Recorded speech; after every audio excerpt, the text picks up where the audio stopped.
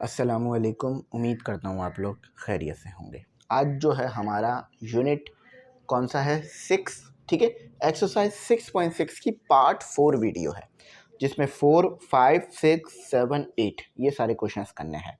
अच्छा, तो काफ़ी इंपॉर्टेंट क्वेश्चंस इसमें शामिल हैं, पेपर में नज़र भी आएंगे, पास पेपरों में आपको बहुत ज़्यादा क्वेश्चंस नज़र आएंगे, तो अच्छी तरीके से करना और उम्मीद है कि आप लोगों को बात समझ आएगी। गेस्ट पेपर बन गए हैं यार, कांटेक्ट कर लेना। फ़ीस इसकी 200 रुपये है तमाम सब्जेक्ट के लिए, जिसमें मैथ का गेस्ट पेपर हमारा मोस्ट इंपॉर्टेंट है, काफ़ी बेहतर है। उसमें हमने एक्सरसाइजेस नहीं लिखी हुई है, क्वेश्चंस लिखे हुए हैं और एक्सरसाइज चैप्टर वगैरह भी मेंशन है, तो आपको मुश्किल नहीं होगी ढूंढने में।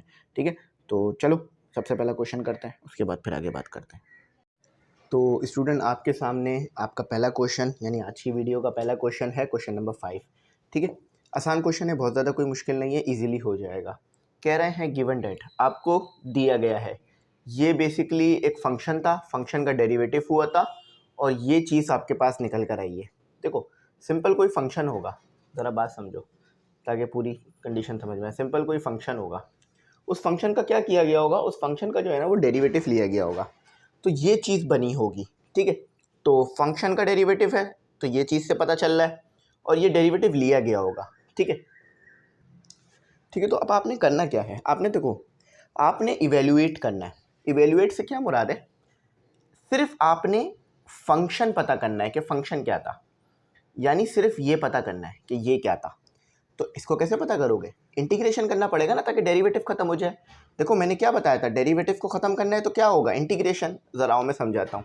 फॉर एग्जाम्पल, आपके पास ये एक फंक्शन था, इसको समझ लो ताकि पूरी बात समझ आ जाए। एक्स स्क्वायर, आपने इसका डेरिवेटिव लिया, तो एक्स के रिस्पेक्ट से ले रहे हो, तो ऐसे आपने उसको लिख दिया।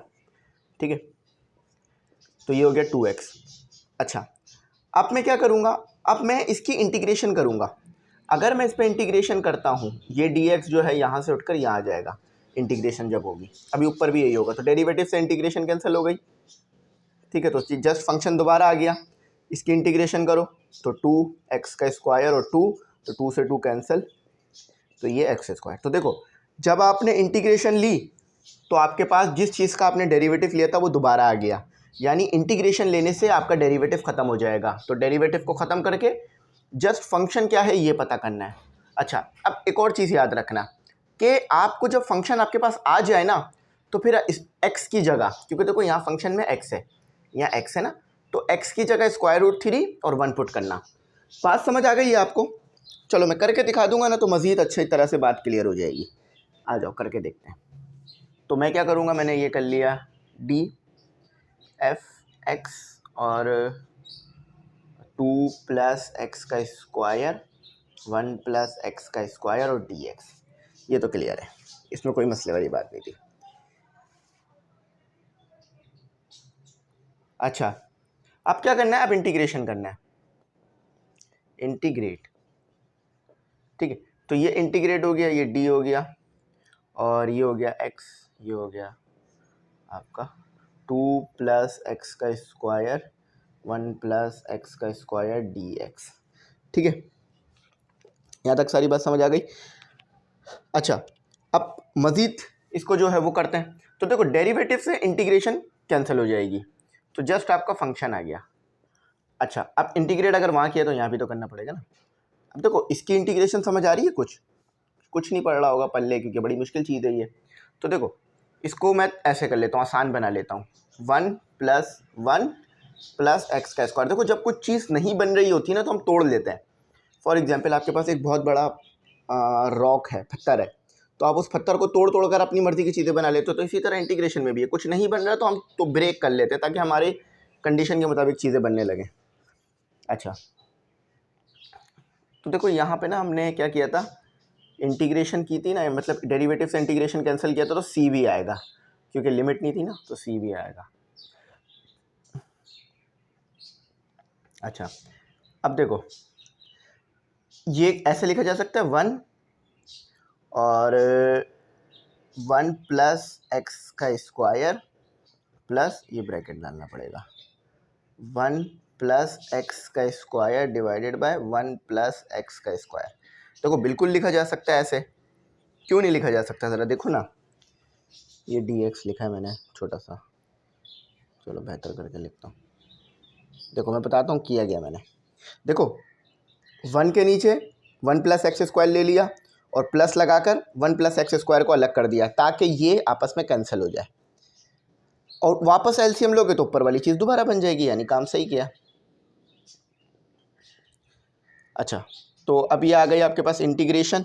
अब देखो इंटीग्रेशन इस पर भी लगा दो, इस पर भी लगा दो, तो 1 प्लस 1 एक्स का स्क्वायर, ये प्लस आ गया, ये डी एक्स आ गया। देखो डी एक्स सबके साथ है ना, तो उधर भी आ जाएगा, और ये इंटीग्रेशन आ गई 1 आ गई, डी एक्स आ गया।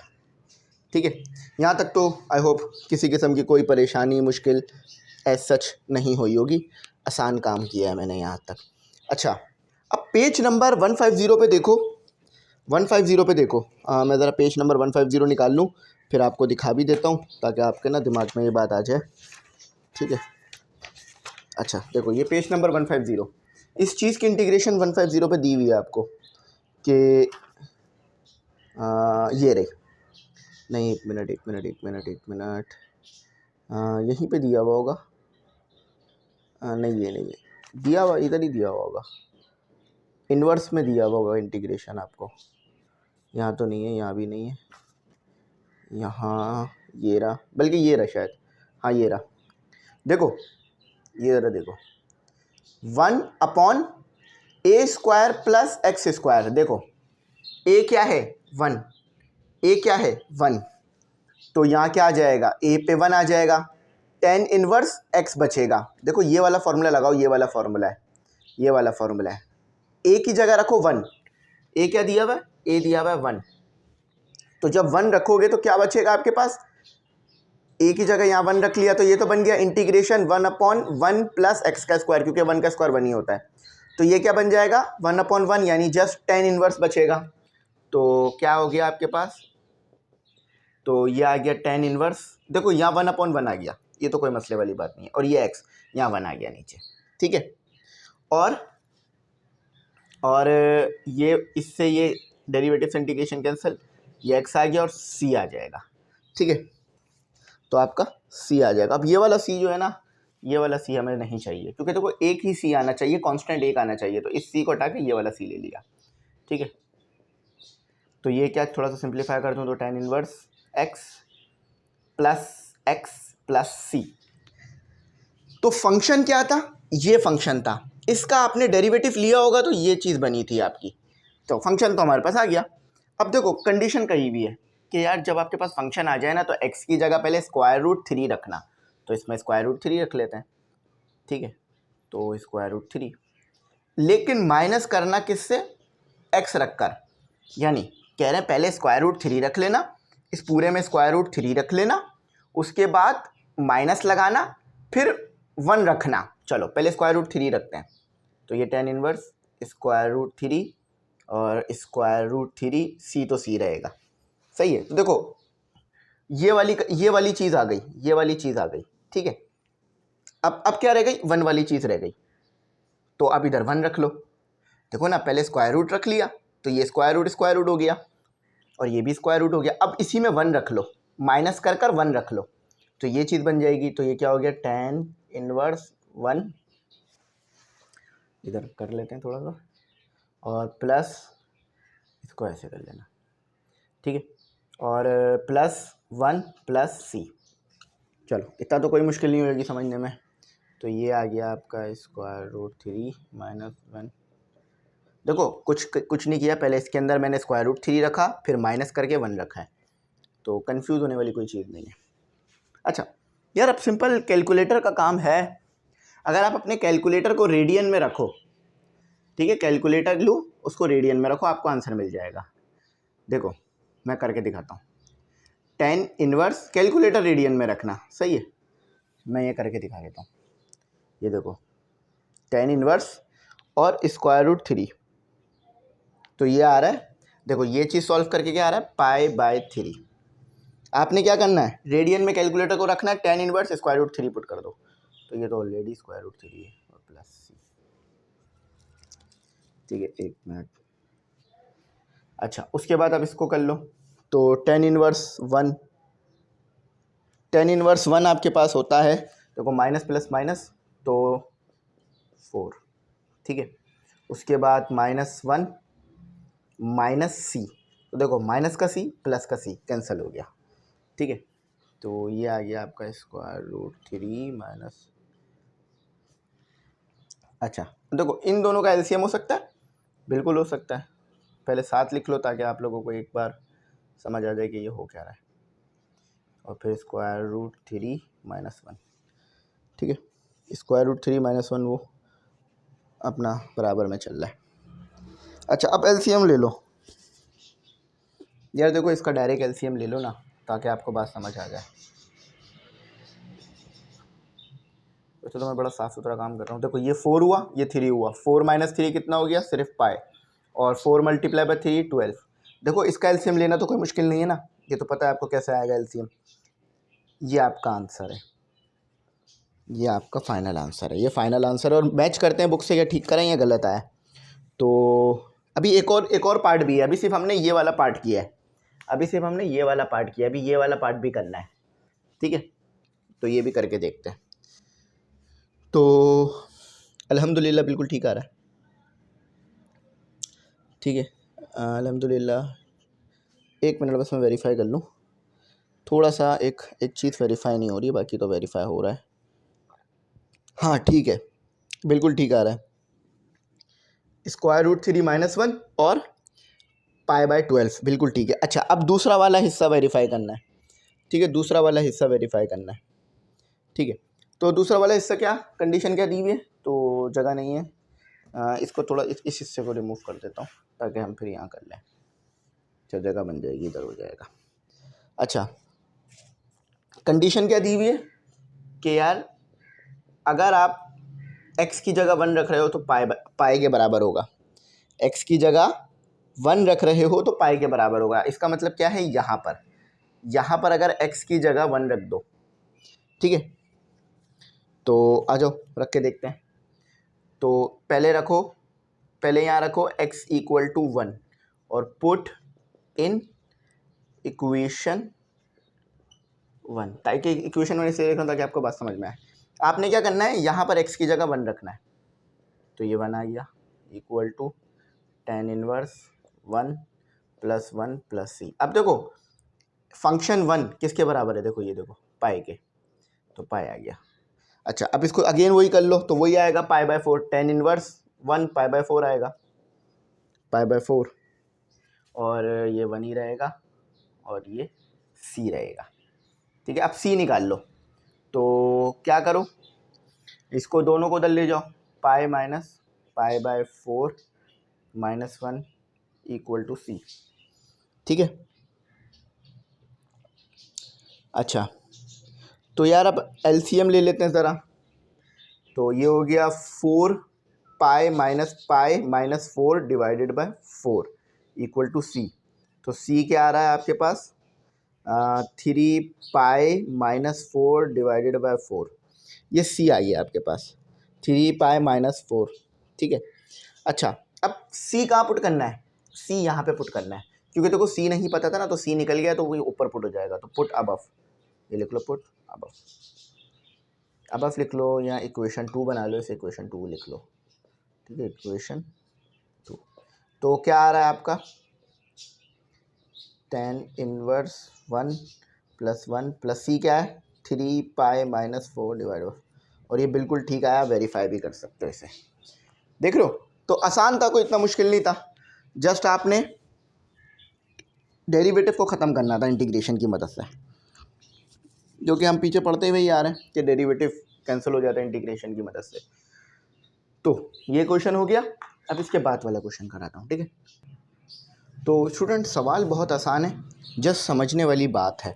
देखें वो कह रहे हैं, ज़रा समझें। वो ये कह रहे हैं, मैं पहले एक पार्ट लिख दूँ ताकि आपको ना समझाने में थोड़ा सा आसानी आ जाए, ठीक है।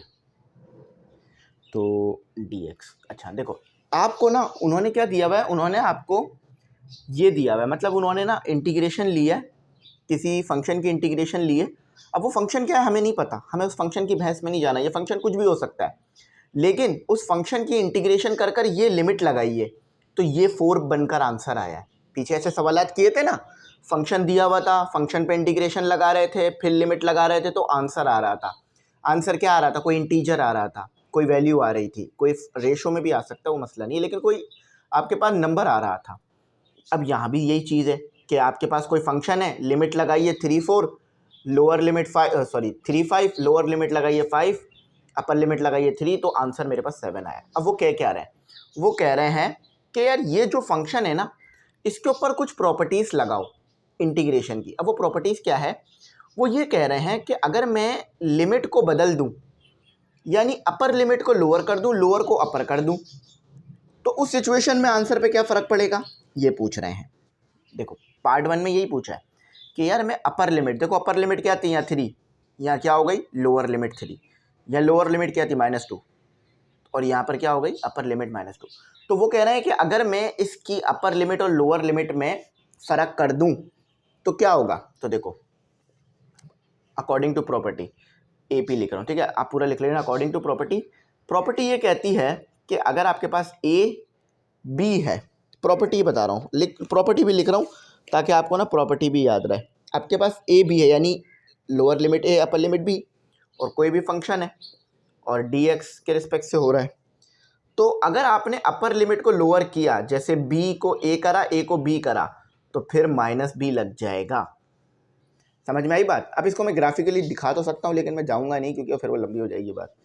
तो अगर आप लिमिट को स्विच करोगे तो माइनस का साइन आएगा। फॉर एग्जांपल आप पहले माइनस कर रहे थे 2 - 1, लेकिन अब आप कर रहे हो 1 - 2, तो यानी क्या आएगा 1 बच जाएगा आपके पास माइनस के साथ, है ना। यहाँ भी बिल्कुल वैसा ही हो रहा है। तो अब इसका क्या आंसर बनेगा? ठीक है, ये कंडीशन में आंसर क्या बनेगा, सोल्यूशन क्या निकलेगा कि अगर मैंने 3 को लोअर लिमिट बनाया जो कि ऊपर अपर थी, और -2 को अपर बनाया, तो फिर क्या होगा, जो मेरा 4 है वो -4 हो जाएगा। देखो अकॉर्डिंग टू दिस -4 हो जाएगा। क्यों -4 हुआ? क्योंकि देखो मैंने अपर को लोअर, लोअर को अपर किया है, तो इसलिए -4 हो गया। पहली बात समझ आ गई, पहला यही था। अच्छा अब दूसरा करते हैं। दूसरे में क्या कह रहे हैं? हाँ, दूसरे में कह रहे हैं कि -2 3 और FY/dy। वो कह रहे हैं कि अगर मैं x को y कर दूं तो क्या इसके ऊपर कोई फ़र्क पड़ेगा? अगेन आपने इसी को देखना है, कोई फ़र्क नहीं पड़ेगा। देखो भाई अकॉर्डिंग टू प्रॉपर्टी, चाहे आप वेरिएबल को a कॉल करो, a तो वेरिएबल है ना, सॉरी x तो वेरिएबल है ना, चाहे आप उसको x कॉल करो या y कॉल करो, आंसर आपका सेम रहेगा प्रॉपर्टी के मुताबिक।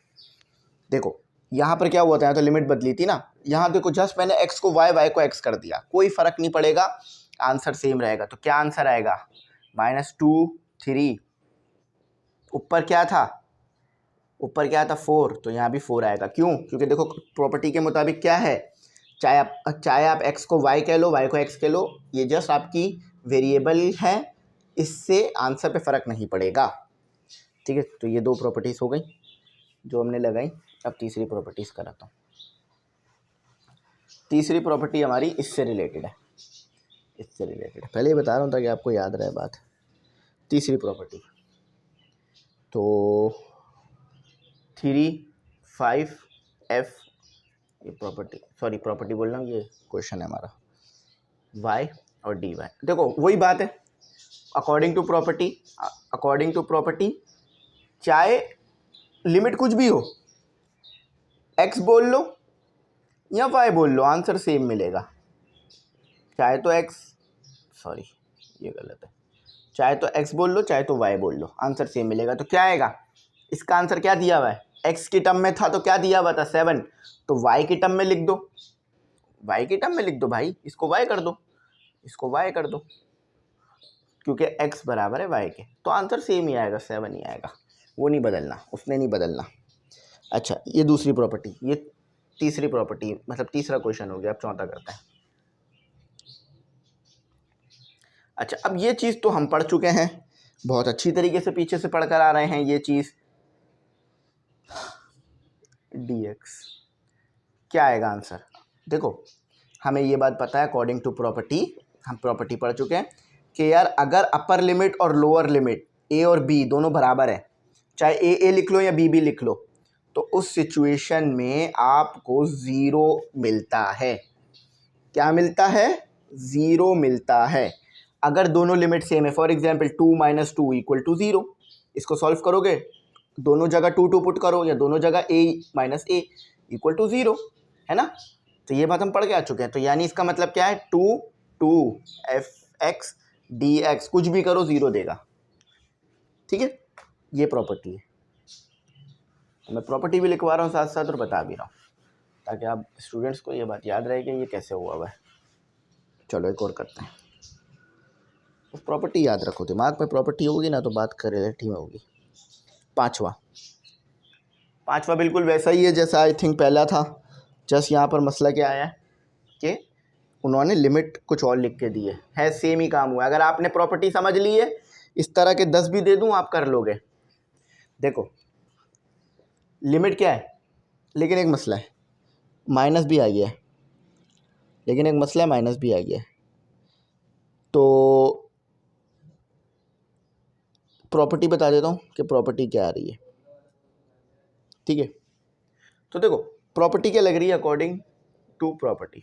देखो यहाँ मसला क्या था, यहाँ मसला ये था कि यहाँ पर हम जा रहे थे -2 से 3, 5 से 3, लेकिन यहाँ क्या हो रहा है -2 से 5, यानी -2 से 5, ये भी लिमिट में आ रहा है, ये भी आ रहा है और ये तीन चीज़ें आ रही हैं। तो अब इस सिचुएशन में क्या होगा, इस सिचुएशन में जो प्रॉपर्टी लगेगी वो लगेगी कि ए से बी जाना है।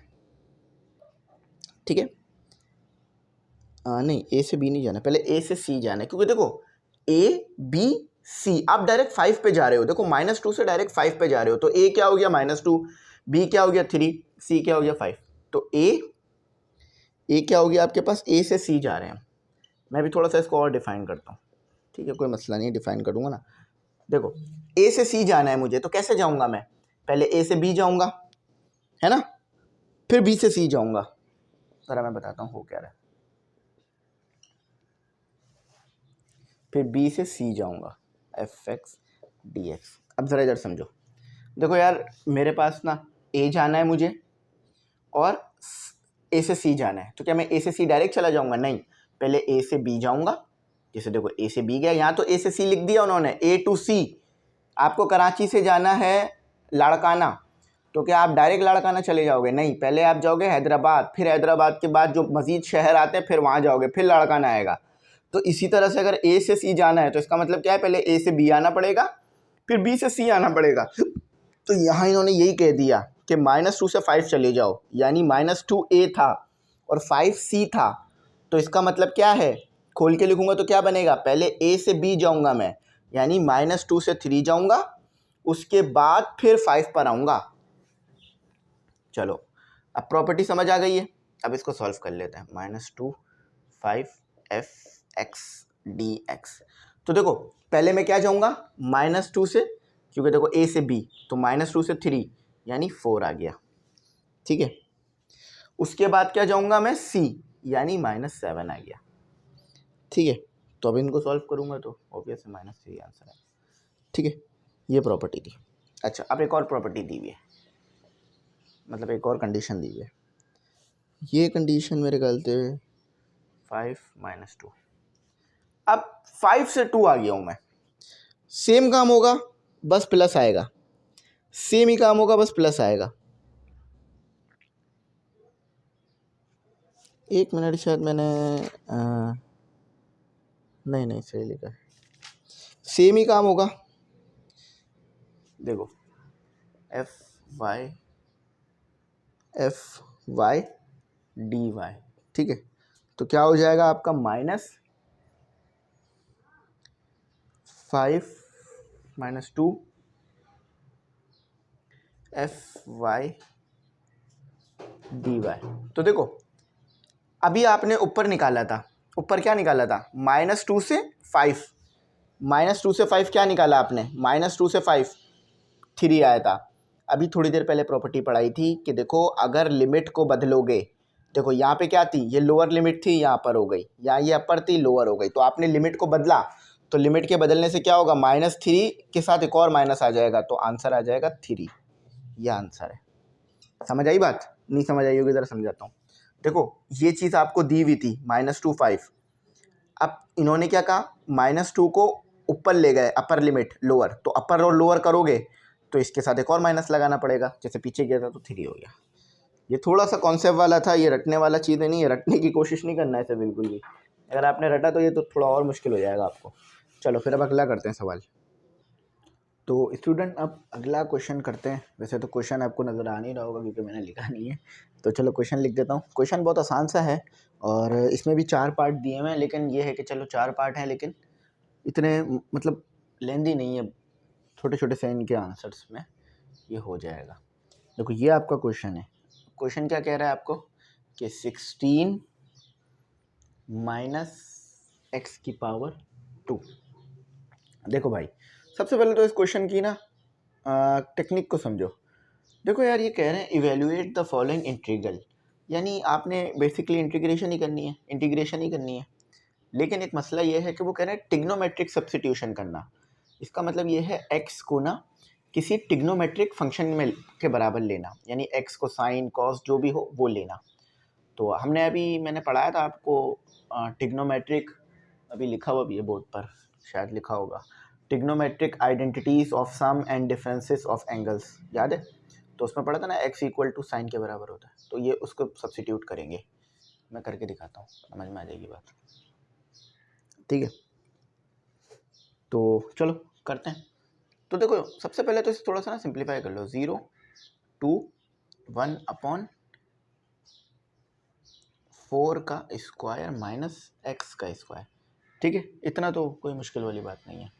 देखो एक बात हमें पता है कि लेट कि x हमारे पास बराबर है साइन थीटा के। अच्छा देखो 4 है यहाँ पर, यहाँ भी 4 लिखो क्योंकि हमें कॉमन निकालना होगा, ठीक है? ये मैंने वो किया है, लेट किया है, यानी सपोज किया है। तो dx थीटा के रिस्पेक्ट से करना होगा क्योंकि देखो यहाँ थीटा है, तो साइन की डेरिवेटिव क्या होती है, 4 cos थीटा हो जाएगा। तो dx क्या हो गया 4। देखो डेरिवेटिव क्यों ली x की, क्योंकि ये dx है तो मुझे इसे d थीटा की फॉर्म में लाना होगा ना, ठीक है? तो इसीलिए मैंने इसका डेरिवेटिव किया है, ठीक है? तो 4 cos theta d theta dx। तो स्टूडेंट यहाँ तक समझ में आ गया? देखो अब थीटा, कभी आपने थीटा में ये पुट किया थीटा = 2, ऐसे किया है? नहीं ना। तो थीटा में क्या पुट करते हो, पाई वगैरह कुछ ना। तो ये जो लिमिट है इसको भी आपने क्या करना होगा, चेंज करना होगा। तो यहाँ लिखो फॉर लिमिट, लिमिट को चेंज करना होगा, मैं रिस्पेक्ट टू एंगल लाना होगा क्योंकि हमारे पास एंगल आ गया है, अब एंगल के रिस्पेक्ट से हो रहा है। तो अब देखो कैसे होगा, कोई मुश्किल नहीं है, इसको उठा लो, x = 4 sin थीटा। अच्छा देखो यहाँ पे x क्या दिया हुआ 0, तो 0 रख लिया, 4 sin थीटा, तो 4 उधर जाके 0 हो जाना है, ठीक है? तो साइन थीटा, इसको 0 तो साइन 0 हो जाएगा, साइन 0 थीटा, ठीक है? तो यार साइन 0 तो ऑब्वियस से 0 ही रहता है, तो थीटा इक्वल, बल्कि यहाँ 0 लिखा नहीं है मैंने अभी तक, आप कर लो साइन इनवर्स 0 तो वो 0 ही आएगा, ठीक है? तो ये आपके पास 0 आ गया। एक लिमिट जो आ गई वो आ गई 0, लेकिन 2 के लिए चेंज हो जाएगी कंडीशन। चलो 2 के लिए करते हैं। तो अब हम पुट करेंगे, पहले तो हमने x की वैल्यू 0 पुट कर ली थी, या x की वैल्यू हमने 0 पुट की। अब x की वैल्यू हम 2 पुट करेंगे, लिमिट चेंज कर रहे हैं, इधर ही पुट करेंगे। तो 2 = 4 साइन थीटा, तो ये 1 पर 2 पर आता है, ये 1 पर आता है, तो 1/2 साइन थीटा। तो थीटा = उधर जाके साइन इनवर्स का हो जाएगा, तो 1/2 डिग्री में लिखिए, वो रेडियन में लिखिएगा आंसर। सिंपल है, कुछ नहीं है, जस्ट आप शिफ्ट दबा के कैलकुलेटर को रेडियन में रख लो और शिफ्ट दबा कर साइन दबाओ और 1/2 रख दो, तो ये आ रहा है π/6। तो ये आपकी लिमिट भी क्या हो गई है, थीटा में आ गई है, ठीक है? अब सबको इधर पुट कर दो, तो पुट अबव, देखो सबसे पहले तो मेरा 0 और 2 आ गया, इधर पुट कर दो या ऊपर पुट कर दो, एक ही बात है। अच्छा dx किसके बराबर आया, ये देखो डी एक्स किसके बराबर आ रहा है, 4 cos थीटा डी थीटा। अच्छा अच्छा, लिमिट हमने बदली नहीं, 0 और π/6, ठीक है, 0 और π/6, 4 cos थीटा।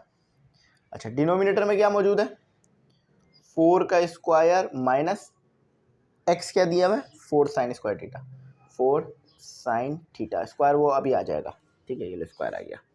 देखो अब अगर मैं स्क्वायर को लगा दूं तो स्क्वायर के लगाने से क्या होगा,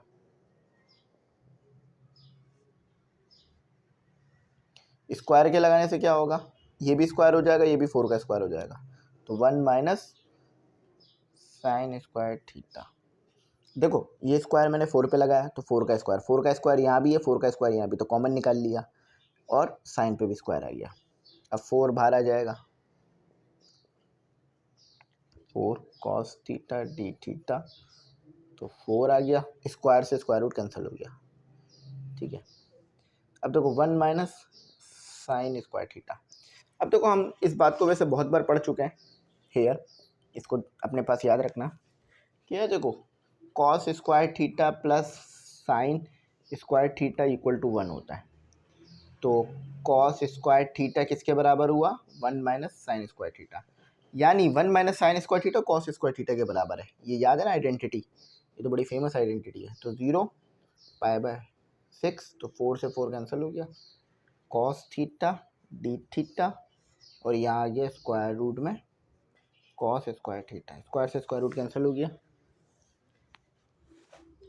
ठीक है। तो ये आ गया 0 से π/6 cos थीटा डी थीटा, और ये cos थीटा आ गया, तो cos थीटा से cos थीटा कैंसिल हो गया, 0 से π/6, तो डी थीटा। देखो बीच में कुछ नहीं है तो डेरिवेटिव से इंटीग्रेशन कैंसिल, तो जस्ट थीटा आ गया 0 से π/6, तो अपर लिमिट आ गई π/6 और माइनस 0, तो π/6 आपका फाइनल आंसर है, ठीक है। अब देखो ज़्यादा मुश्किल सवाल नहीं था, ज़्यादा मुश्किल होता तो फिर मैं बता देता बच्चों थोड़ा मुश्किल है, ऐसे होगा, आसान सवाल था। अच्छा, अब इसी की बिहाफ पर ना फर्दर 2 क्वेश्चन और होंगे, बल्कि 2 नहीं है 4 है, तो कर लेते, कोई मसले वाली बात नहीं है, उन क्वेश्चंस को कर लेते हैं, ठीक है। तो स्टूडेंट अगला क्वेश्चन करते हैं, सेम सॉर्ट का क्वेश्चन है, जैसे पहले कराया बिल्कुल इसी को उसी तरह करिएगा, ठीक है। पहले थोड़ा सा कर लेते हैं सिंप्लीफाई, ताकि आपको कुछ इसकी सूरत नज़र आए तो आप इसको आगे लेके चल सको। तो अब आप समझ रहे होंगे, अब आपने 4 रखना है और वही एक्स स्क्वायर वही एक्स रखें, लेट, तो x is equal to 2 sine theta, सही। चलें तो अब इसे फर्दर मैं आगे ले चलता हूँ अपने काम को। तो मैंने क्या किया था, मैंने पहले डेरिवेटिव किया था ना, तो d x upon d theta, तो ये हो गया 2 cos थीटा, तो d x is equal to, मैं इसको ना ब्रैकेट कर देता हूँ ताकि आपको पहचान में आ जाए कि हो क्या रहा है, 2 cos थीटा डी थीटा हो गया, सही है। अच्छा अब देखो लिमिट क्या है, 1 और -1, तो उसको रख लेते हैं, सही है। अब रखेंगे हम यहीं पर, तो लिमिट, क्योंकि थीटा के रिस्पेक्ट पे आ गए ना हम, तो 1 रख लेते हैं पहले, तो 1 इक्वल टू 2 साइन थीटा। तो यार ये तो अभी पीछे भी तो किया था ना मेरे ख्याल से, 1/2 π/6 आया था मेरे पास, है ना, याद होगा आपको लिमिट जब मैंने निकाली थी, तो π/6 जो है मुझे मिला था, ठीक है। एक में जो है वो हम करके देख लेते हैं कि क्या आ रहा है और क्या नहीं आ रहा।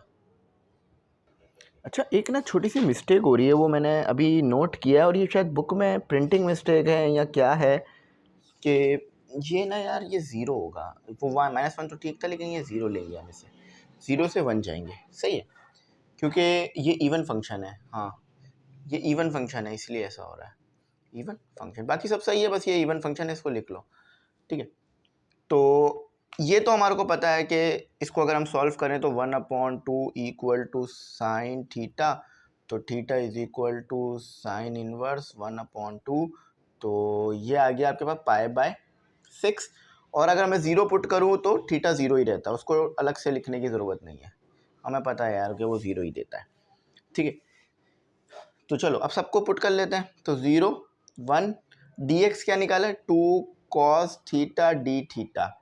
अच्छा उसके बाद 2 का स्क्वायर हो गया, 4 था तो 2 का स्क्वायर, और x क्या हो गया आपके पास 2 साइन थीटा, और इस पे भी स्क्वायर। ठीक है तो 1, तो ये हो गया 2 cos थीटा डी थीटा, तो ये हो गया आपके पास 2 का स्क्वायर माइनस 2 का स्क्वायर साइन स्क्वायर थीटा, और ये डिवाइड। तो 0 1 2 को कॉमन निकाल लो, देखो ना 2 ऊपर भी है नीचे भी है, तो 2 कॉमन निकल गया। ठीक है तो 2 को हमने कॉमन निकाल लिया, और कॉमन निकाल कर इसको जो है हम सॉल्व कर लेंगे। सही है। तो अच्छा एक 2 का मैं और बता देता हूँ, एक चीज़ मैंने आपको अभी तक बताई नहीं है यार। आपने क्या किया है, आपने फंक्शन को ना इवन कहा है, फंक्शन को इवन कहा है, तो फंक्शन को इवन कहने से ना यहाँ भी एक 2 आ जाएगा। सही है, फंक्शन हमने इवन लिया इसलिए ये ऐसा हो रहा है। सही है ठीक है, तो ये 2 का स्क्वायर हो गया। तो देखो इसको बाहर कर लेते हैं, ये हमारे पास क्या हो गया cos थीटा डी थीटा, और ये हो गया 1 माइनस साइन स्क्वायर थीटा। ठीक है तो ये क्या हो जाएगा 2 से 2 मल्टीप्लाई हो जाएगा 4, और ये 4 का 2 का स्क्वायर 4 ही होता है, तो ये कैंसिल हो जाएगा आपस में।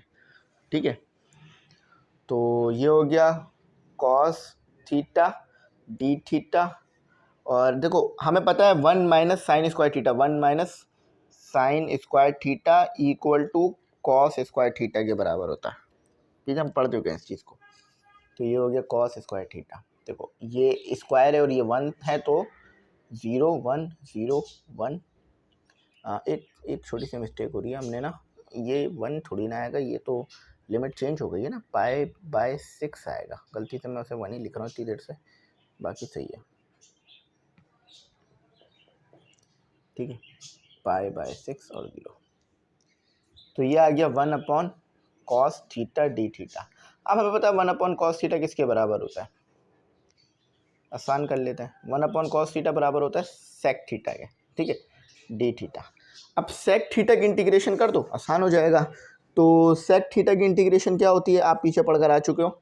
सेक थीटा की इंटीग्रेशन होती है ln, ठीक है, sec theta plus tan theta, और लिमिट क्या है 0 से π/6। ठीक है तो कर लेते हैं। अब पहले क्या पुट करूँगा मैं, ln सेक π/6 प्लस टेन π/6, फिर ये आ गया माइनस, अब फिर आ गया ln सेक 0 प्लस टेन 0। ठीक है सेक 0 टेन 0। अच्छा सेक 0 ना 1 के बराबर होता है, आप चेक कर लेना, सेक 0 आपको 1 के बराबर मिलेगा। तो इन्हें सॉल्व कर लेते हैं।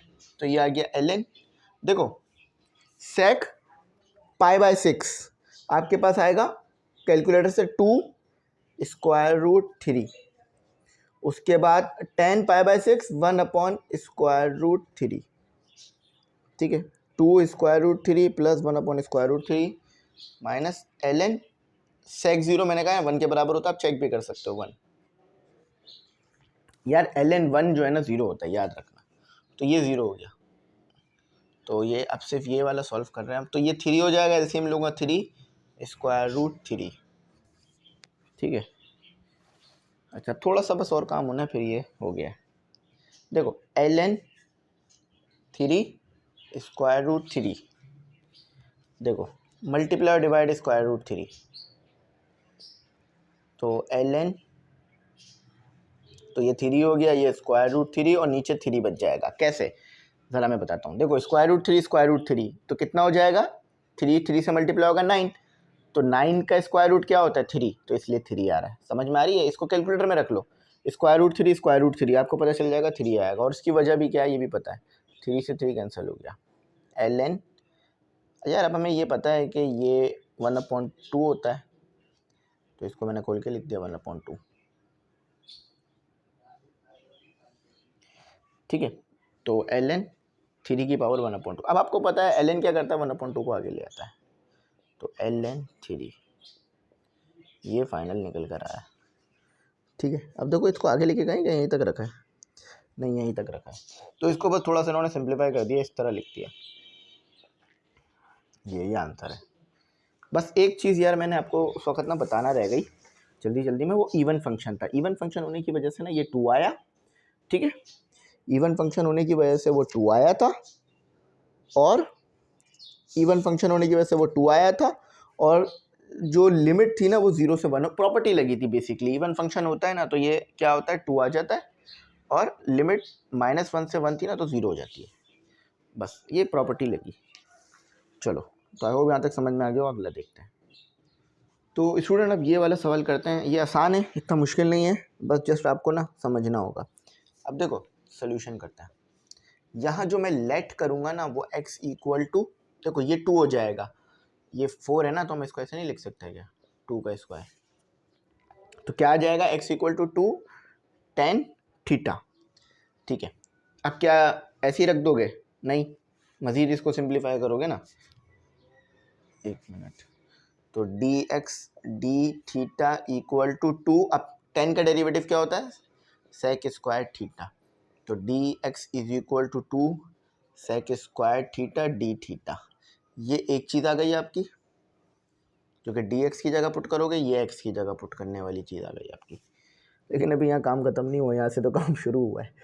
ठीक है, अच्छा अब देखो, अब लिमिट्स भी तो बदलनी पड़ेगी ना थीटा के लिए, तो पहले क्या है आपके पास 2, तो पुट का करना है, मैंने लिमिट लिख देता हूँ, लिमिट के लिए काम कर रहा है, x इक्वल टू 2 यहाँ पुट करना है, तो 2 इक्वल टू 2 tan थीटा, तो 2 से 2 कैंसिल हो गया, 1 इक्वल टू tan थीटा, तो theta is equal to tan inverse, और ये 1, तो कैलकुलेटर से देख लो क्या आ रहा है, तो ये आएगा आपके पास π/4, कैलकुलेटर से भी वेरीफाई कर सकते हो, और वैसे भी आपको पता होगी ये बात कि ये π/4 होता है। एक लिमिट हो गई, दूसरी लिमिट निकालते हैं। अब दूसरी लिमिट क्या है, x equal to 2 square root 3। देखो अभी तो मैंने यहाँ क्या रखा था 2, क्योंकि लोअर लिमिट 2 थी, अब क्या है 2 स्क्वायर रूट 3, 2 स्क्वायर रूट 3 इक्वल टू 2 tan थीटा, 2 से 2 कैंसिल हो गया, तो theta is equal to tan inverse square root 3, तो ये आ जाएगी आपकी अगली लिमिट। तो यार ये तरह कैलकुलेटर से निकालनी पड़ेगी, तो tan स्क्वायर रूट 3, तो यार ये 3/π/3, दोनों लिमिट हो गई, सब कुछ हो गया। अब पुट कर दो, पुट अबव, अबव यानी इधर,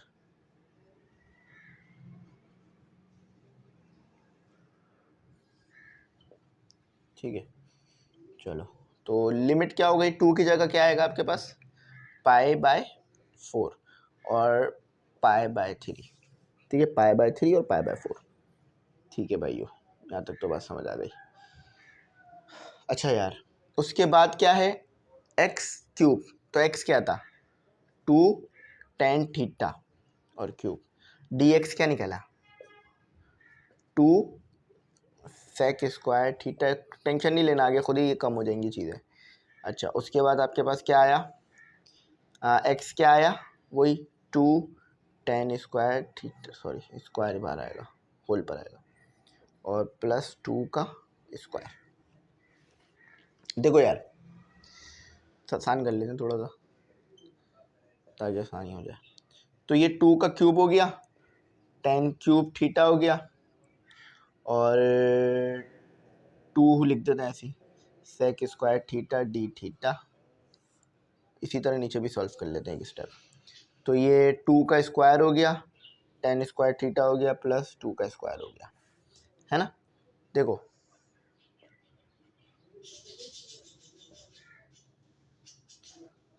2 का क्यूब क्या होता है 8, 8 मल्टीप्लाई बाय 2 16, ठीक है, ये भी 2 है, ये भी 2 है, कॉमन निकल जाएगा, बाहर आ जाएगा, जस्ट 2 आएगा।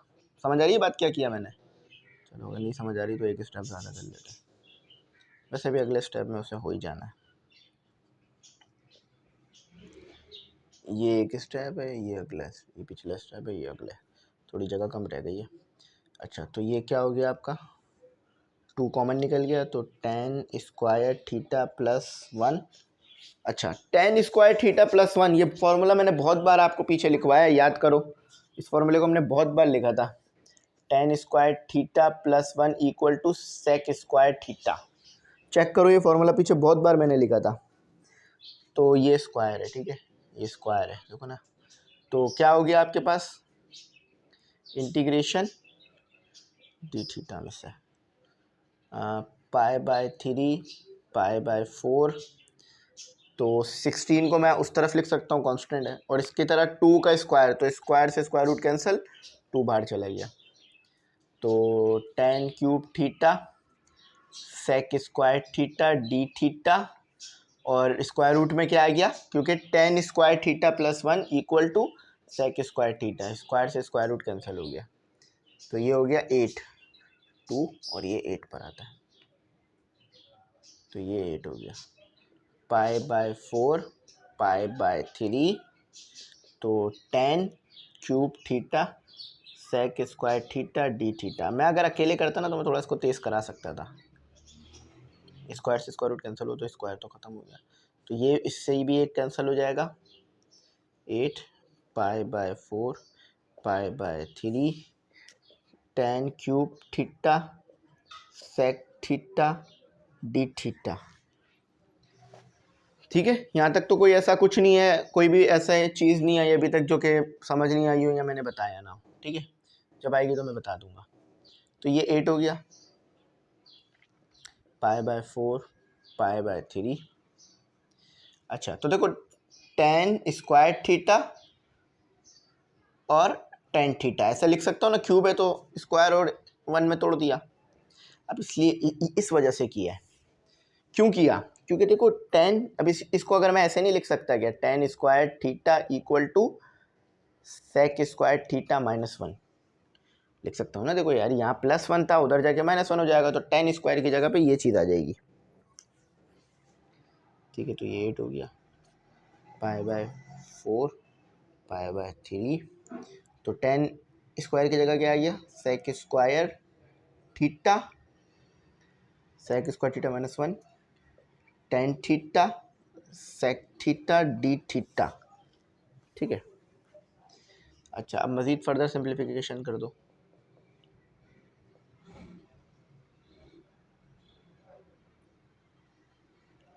देखो सेक इससे हुआ तो क्या हो जाएगा, सेक क्यूब थीटा और tan थीटा, और माइनस tan थीटा और सेक थीटा और डी थीटा, है ना, यही होगा ना। देखो भाई, tan theta sec theta multiply हो गया सेक स्क्वायर थीटा से, उसके बाद फिर -1 से। अच्छा, अब देखो इंटीग्रेशन लगेगी यहाँ पे। अब ये वाली इंटीग्रेशन तो सब बच्चों को पता ही होनी चाहिए कि यार देखो सेक की इंटीग्रेशन क्या होती है, 10। आओ मैं पेज नंबर 150 पे दिखाता हूँ। सेक की इंटीग्रेशन क्या होती है, या डेरिवेटिव देख लो। डेरिवेटिव तो नहीं है, ये रहा। सेक का डेरिवेटिव क्या होता है, सेक एक्स, नहीं दिख रहा होगा, सेक, ये बल्कि अब दिख रहा होगा शायद थोड़ा बहुत। देखो सेक का डेरिवेटिव क्या होता है, सेक का डेरिवेटिव होता है सेक एक्स tan x। तो यार इसकी इंटीग्रेशन क्या आ जाएगी, इसकी इंटीग्रेशन ये आ जाएगी कि देखो इसका डेरिवेटिव बाहर मौजूद है, सेक का डेरिवेटिव बाहर मौजूद है, तो सेक 3 थीटा और ये 3 माइनस उसके बाद सेक थीटा, क्योंकि देखो डेरिवेटिव मौजूद है ना, तो पाई बाय 4 और पाई बाय 3। ये लो, हो गया। अब मज़ीद आगे चलते हैं। अब काम आ गया है कि हम चीज़ों को पुट करें, जो हमने निकाला है ना उसे हम पुट करें। पहले एलसीएम लेना पड़ेगा। चलो मैं ऊपर का रिमूव करता हूँ, क्योंकि मुझे ऊपर का रिमूव करना पड़ेगा।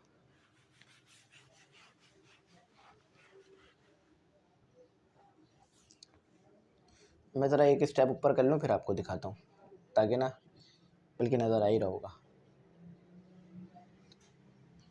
एलसीएम ले लिया मैंने, तो ये एलसीएम ले लिया, समझ में आ रहा है ना, एलसीएम लिया। अब वो एलसीएम शो करने की तो ज़रूरत नहीं है ना कि एलसीएम कैसे हुआ होगा। पाई बाय 4 और पाई बाय 3। चलो कुछ नहीं किया, जस्ट एलसीएम लिया है। नीचे जो टर्म बनी थी ना, इस टर्म का एलसीएम लिया है।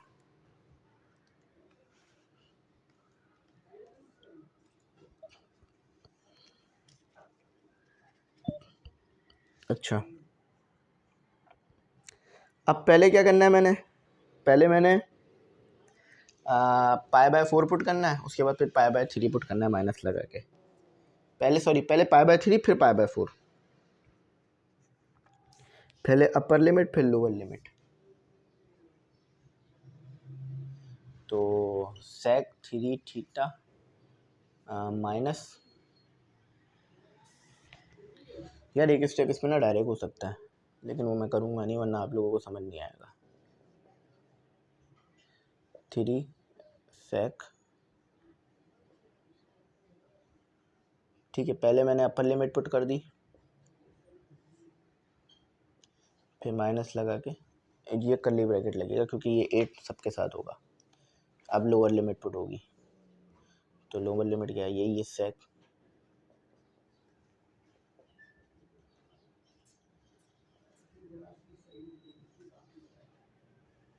ठीक है। क्या किया समझ में आया? कुछ नहीं किया, जस्ट लिमिट पुट करिए, पहले अपर फिर लोअर, सही है। अब यार ये माइनस इन सब के साथ सॉल्व हो जाएगा, 8 ऐसे ही बाहर खड़ा रहेगा, शक्ल देखता रहेगा हमारी, ठीक है। तो देखो ये 3 है, ये 3 है, 3 एक टाइम लिख लो, ठीक है, दोनों 3 3 है ना, तो एक टाइम लिख लो। अच्छा, अब बेहतर ये नहीं होगा कि इस 3 को अगर एक टाइम लिखना है तो यहाँ इसके नीचे लिख लो ना ले आके, देखो ये दोनों 3 3 हो जाएगा। अच्छा देखो ये क्या आ जाएगा, सेक 3 पाई बाय 3, देखो ये सेक क्यूब इसके साथ माइनस आ जाएगा, तो इसको सेक क्यूब को एक साथ ही लिख लेते हैं दोनों को। अब ये आ गया -3 सेक पाई बाय 3, फिर minus minus plus 3 sec pi by 4। क्या किया समझ में आया? कुछ नहीं किया, कुछ मुश्किल काम नहीं किया, बस इसको एलसीएम लिया मैंने, तो ये 3 इसके नीचे चला गया एलसीएम लेने से, या कॉमन निकाल लो, चलो कॉमन निकाल लिया, इसके नीचे आ गया। अच्छा उसके बाद मैंने क्या किया, मैंने इस माइनस को इसके साथ सॉल्व कराया, इस ब्रैकेट के साथ, और क्यूब वालों को एक साथ लिख लिया और विदाउट क्यूब वालों को एक साथ, ताकि सॉल्व करने में थोड़ी आसानी हो जाए मेरे को।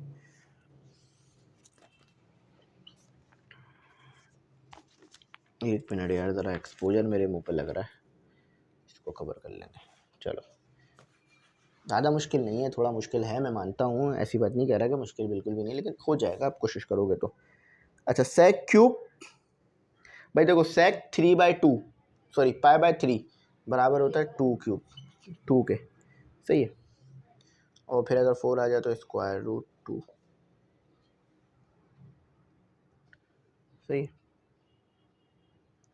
अच्छा अब उसके बाद 3 को कॉमन निकाल लो, 3 को कॉमन निकाल लिया, यहाँ भी है यहाँ भी है, तो सेक पाई बाय 3 2 के बराबर है, अभी देख लिया हमने। देखो ये क्यूब इसलिए आ रहा है क्योंकि क्यूब था, वैसे तो सेक पाई बाय 3 2 के बराबर होता है, और सेक पाई बाय 4 स्क्वायर रूट 2 के बराबर होता है, तो इसमें कंफ्यूज होने की ज़रूरत नहीं है, ये तो नॉर्मल सिंप्लीफिकेशन हो रही है। या चाहो तो ऐसे भी कर सकते हो, ये वाला स्टेप भी कर सकते हो कि 2 आ रहा है ना, 2 मल्टीप्लाई होगा 3 से, कितना हो जाएगा 6। देखो सेक पाई बाय 3 कितना आ रहा है 2, 2 मल्टीप्लाई हुआ 3 से 6, और फिर यार चलो वही डायरेक्ट कर रहा, माइनस कॉमन निकाल के 2 माइनस, वरना फिर मुश्किल हो जाएगा। अब बस सिंप्लीफाई कर डालो, ऑब्वियस है इसमें तो 8 होना है, इसमें क्या हो जाना है 2 स्क्वायर रूट 2। देखो इसके ऊपर अगर मैं क्यूब लगाऊंगा तो 2 स्क्वायर रूट 2 हो जाएगा। अच्छा ये इसके साथ सॉल्व हुआ तो 6 और प्लस 3 स्क्वायर रूट 2, तो देखो ये हो गया आपके पास 2 8 माइनस 6 2, और -2 square root 2 plus 3 square root 2, तो कितना बचा, जस्ट प्लस स्क्वायर रूट 2। यहाँ तक आंसर है यार, अभी ये मुझे लग रहा है मज़ीद आगे भी गया होगा, नहीं बल्कि इतना ही रखा गया है, 8 square root 3 2 plus square root 2, देखते हैं इतना ही रखा है, यहाँ आगे ले गए, मेरे ख्याल से मिक्स नंबर बना के लिखा है, लेकिन आप इसको मिक्स नंबर बना सकते हो, यहीं तक रख लो बहुत है यार, हो गया, ठीक है।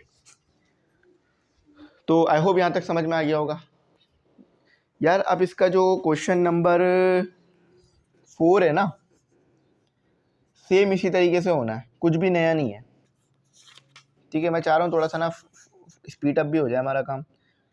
तो क्वेश्चन नंबर सोच रहा हूँ 8 करा दूँ।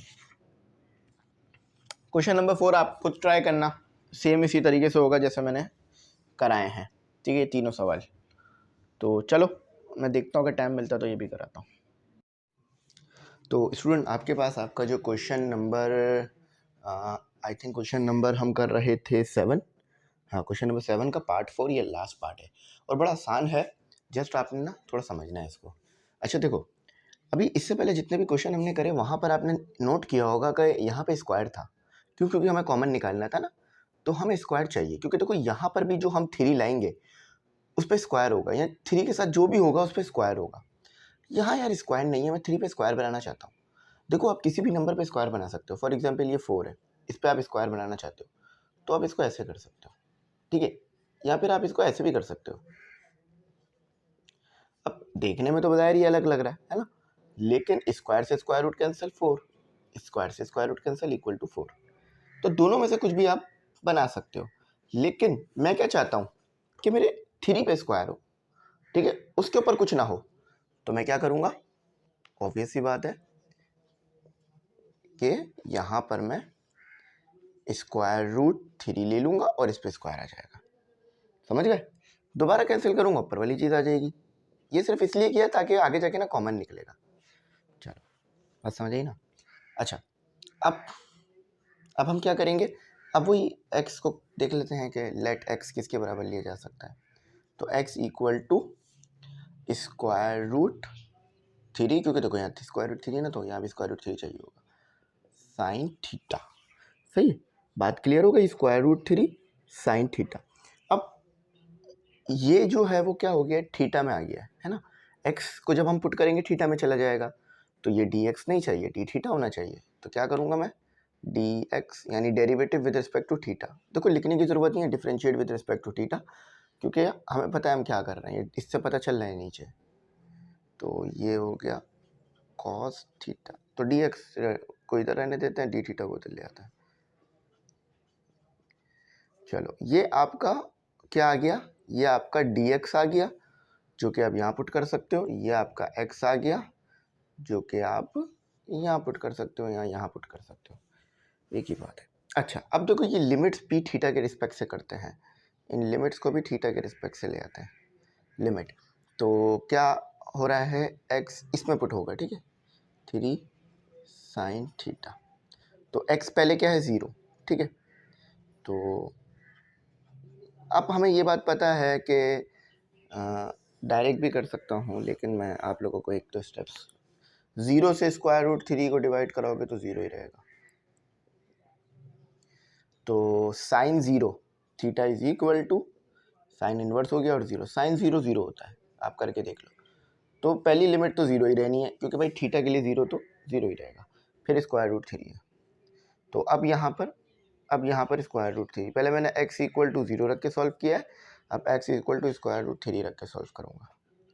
मैंने एक चीज़ वैसे नोट की है स्टूडेंट्स, कि अगर आप मैथ को करते वक्त ना थोड़ा सा ध्यान, मतलब कंसंट्रेशन और जल्दबाजी ना करें, तो यकीन मानो राइटिंग वगैरह भी अच्छी हो जाती है, स्टेप्स में भी गलतियां नहीं होती और आंसर भी सही आता है। तो तहम्मुल से बेफिक्र होकर मैथ करो। जिस दिन आपको मैथ के फ़ायदे पता चल गए ना, यकीन मानो आपको मैथ से ना प्यार हो जाएगा। आप बोलोगे सर अब बस मैथ कराएं, फिर मैं बोलूँगा इतना ज़्यादा मैथ नहीं करा सकते, क्योंकि आपको और सब्जेक्ट भी पढ़ाना है 1, ठीक है। अच्छा तो साइन 1, तो साइन थीटा, तो समझ लो ये चीज़, यहाँ थीटा कुछ ऐसा पुट करो कि 1 आ जाए। तो भाई हमें पता है कि अगर हम π/2 पुट करेंगे तो ये आ जाता है, ठीक है। और वैसे साइन इनवर्स 1 π/2 ही होता है, आप चेक कर सकते हो। ये तो मैंने यहाँ से देख लिया था, लेकिन आप यहाँ से भी प्रूफ कर सकते हो कैलकुलेटर से।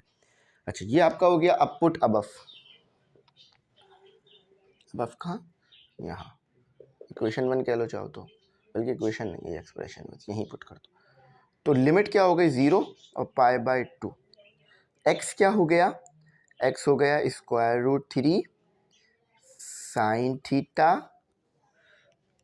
ठीक है, स्क्वायर रूट 3 हो गया, साइन थीटा हो गया। एक मिनट थोड़ा सा मैं एडजस्ट कर लूँ। अच्छा स्क्वायर है, देखो ये एक्स पे स्क्वायर है ना। उसके बाद एक मिनट स्टूडेंट्स। उसके बाद स्क्वायर रूट 3 पे स्क्वायर, उसके बाद माइनस एक्स क्या निकाला, स्क्वायर रूट 3 और साइन का स्क्वायर, ठीक है। और dx क्या निकला, dx ये निकला। थोड़ा सा ये आपको जो है वो लेंथी लग रहा होगा, लेकिन इतना ज़्यादा नहीं है ये। अच्छा, और डी थीटा, ठीक है, डी थीटा। अच्छा, अब इसको मज़ीद फर्दर ऊपर सॉल्व करते हैं। देखो स्क्वायर रूट 3 सही है, तो देखो स्क्वायर से स्क्वायर रूट कैंसिल हो जाएगा, तो क्या बचा, जस्ट 3 है ना। देखो कांस्टेंट को बाहर कर लोगे ना, आसान हो जाएगा। तो ये सिर्फ 3 बचा, ये स्क्वायर रूट 3। देखो ये सब आपस में मल्टीप्लाई हो रहा है, तो इसीलिए 3 स्क्वायर रूट 3 एक साथ लिखा जा सकता है। आप बोलोगे ये डी थीटा के साथ है, सिर्फ डी थीटा अकेला है, ये अलग चीज़ है, ठीक है। तो आपने क्या किया, जो आपके पास कांस्टेंट आ रहे थे उन्होंने अपने बाहर कर लिया, 0 π/2, ठीक है। यहाँ तक समझ में मुश्किल नहीं हुई होगी। अच्छा, आप स्क्वायर से स्क्वायर रूट कैंसिल नहीं करिएगा, क्योंकि मैंने आपको पहले भी बताया था कि मुझे ये स्क्वायर था, ठीक है, मुझे स्क्वायर रूट कॉमन निकालना, तो ये भी स्क्वायर रूट पे स्क्वायर, ये भी स्क्वायर रूट पे स्क्वायर कॉमन आ जाएगा, ठीक है। दोनों स्क्वायर रूट पे स्क्वायर है तो कॉमन आ सकता है। तो स्क्वायर, यहाँ क्या बचा 1, यहाँ क्या बचा साइन स्क्वायर, ठीक है। कुछ नहीं किया, देखो स्क्वायर रूट 3 पे स्क्वायर था, यहाँ भी स्क्वायर रूट 3 पे स्क्वायर बनेगा ना, क्योंकि होल पर है, तो इन दोनों को बाहर लिख लिया, यहाँ 1 बच जाएगा, यहाँ सिर्फ साइन स्क्वायर थीटा बच जाएगा, ठीक है। और यहाँ बच गया कॉस थीटा डी थीटा, बस कुछ नहीं, बस इतना सा सिंपल था। अच्छा, अब ये मज़ीद सिंप्लीफिकेशन की तरफ चला जाएगा, तो देखो स्क्वायर से स्क्वायर रूट कैंसिल हो जाएगा, सही है। स्क्वायर से स्क्वायर रूट कैंसिल कर लो, या ये भी कर सकते हो, ये भी कर सकते हो कि इस स्क्वायर से स्क्वायर रूट कैंसिल, तो स्क्वायर रूट 3 बाहर आ जाएगा, 3 स्क्वायर रूट 3, दोनों में तो कुछ भी करो स्क्वायर रूट 3 बाहर कर आएगा। स्क्वायर से स्क्वायर कैंसिल कर लो, स्क्वायर से स्क्वायर रूट कैंसिल कर लो, तो भी आपके पास स्क्वायर रूट 3 बाहर आएगा, तो स्क्वायर रूट 3 आपका बाहर आ गया, ठीक है। तो आपके पास आया 0 π/2 होल रेडिकल। अच्छा, अब आपको ये पता है, मैं अगर यहाँ लिख दूँ कि cos square theta plus sine square theta equal to 1 होता है ना। तो अगर मैं साइन स्क्वायर थीटा को मान ले जाऊँ, तो 1 minus sine square theta equal to cos square theta. देखो साइन स्क्वायर थीटा को मान ले जाओ, यहाँ देख लो कॉस स्क्वायर थीटा है, तो साइन को मान लीजिए, तो 1 माइनस साइन स्क्वायर थीटा, तो 1 minus sine square theta is equal to cos square theta, और ये कॉस थी, ओ एक मिस्टेक हो गई हमसे, हमने यहाँ पे साइन स्क्वायर थीटा नहीं लिखा, चलो अच्छा है, पकड़ में आ गया, वरना तो आगे जाके गलती हो जाती, ठीक है। ये लो, ये साइन स्क्वायर थीटा यहाँ आ गया। अब मैं अगले जब करूँगा ना सवाल, तो उसमें इंग्लिश फिल कर लूँगा। देखो इतनी बड़ी गलती नहीं है, बस हम लिखना भूल गए थे, तो उसे मैंने यहाँ लिख लिया, आप भी लिख लो, ठीक है। तो ये समझ गए ना, यहाँ साइन कॉस स्क्वायर थीटा कैसे आया, साइन स्क्वायर थीटा यहाँ ऑलरेडी मौजूद था, हम लिखना भूल गए थे। तो देखो ये तो बहुत सिंपल सी बात है कि यार आपके पास स्क्वायर रूट 3 से मल्टीप्लाई होगा, जस्ट 3 बचेगा, तो 3 मल्टीप्लाई बाई 3 9 हो जाएगा। मैं बहुत सिंपल करके करा रहा हूँ आप लोगों को, ताकि एक भी स्टेप ऐसा ना हो जहाँ पर आप फंसे हुए हो तो आप उसे कर ना पाएँ। तो स्क्वायर से स्क्वायर रूट कैंसिल हो गया, तो ये हो गया कॉस स्क्वायर थीटा, और अच्छा अब ये कॉस स्क्वायर थीटा कैसे बना मैं बता देता हूँ, यहाँ डी थीटा रही, देखो ये कॉस स्क्वायर से स्क्वायर रूट कैंसिल हो गया, तो ये कॉस थीटा बराबर में भी कॉस थीटा, तो कॉस स्क्वायर थीटा, सही। तो sign square theta cos square theta, ये आपके पास आए, तो 2 मल्टीप्लाई और डिवाइड, सॉरी 2 नहीं 4 मल्टीप्लाई और डिवाइड करा दो, ये ब्रैकेट हटा सकते हो आप ऐसे इसको लिख सकते हो cos square theta d theta. अब इसकी इंटीग्रेशन करना बहुत मुश्किल है, sign square theta multiply by cos square theta, तो हम इसको ऐसा करेंगे किसी एक ट्रिग्नोमेट्री फंक्शन में बंद हो जाए। तो देखो 4 मल्टीप्लाई और डिवाइड करा दो, अब देखो लिखने की ज़रूरत नहीं है कि आप 4 मल्टीप्लाई और डिवाइड करो, आपको पता होना चाहिए। अब ऐसा क्यों किया अभी आपको समझ में आ जाएगा। अभी आप बोलोगे अच्छा इसीलिए ऐसा हुआ है। देखो तो ये 9/4 हो गया, ये हो गया 0 π/2। देखो अगर मैं स्क्वायर को कॉमन निकाल लूँ तो ये चीज़ बन जाएगी, बन सकती है ना। देखो स्क्वायर कॉमन निकल गया तो ये 2 हो जाना है। ये साइन थीटा कॉस थीटा। अच्छा देखो 2 sin थीटा कॉस थीटा हमें पता है क्या किसके बराबर होता है, sine 2 theta is equal to 2 sin theta cos theta. तो जगह कम पड़ गई है, इसको यहाँ से नीचे लिख लेते हैं, ठीक है। तो 9/4 इंटीग्रेशन 0 से π/2, तो 2 sin theta cos theta equal to sine 2 theta, और ऑब्वियस इस पे स्क्वायर डी थीटा आएगा, ठीक है। क्योंकि देखो हमने स्क्वायर को ख़त्म नहीं किया, हमने जस्ट इसको बदल दिया, ठीक है।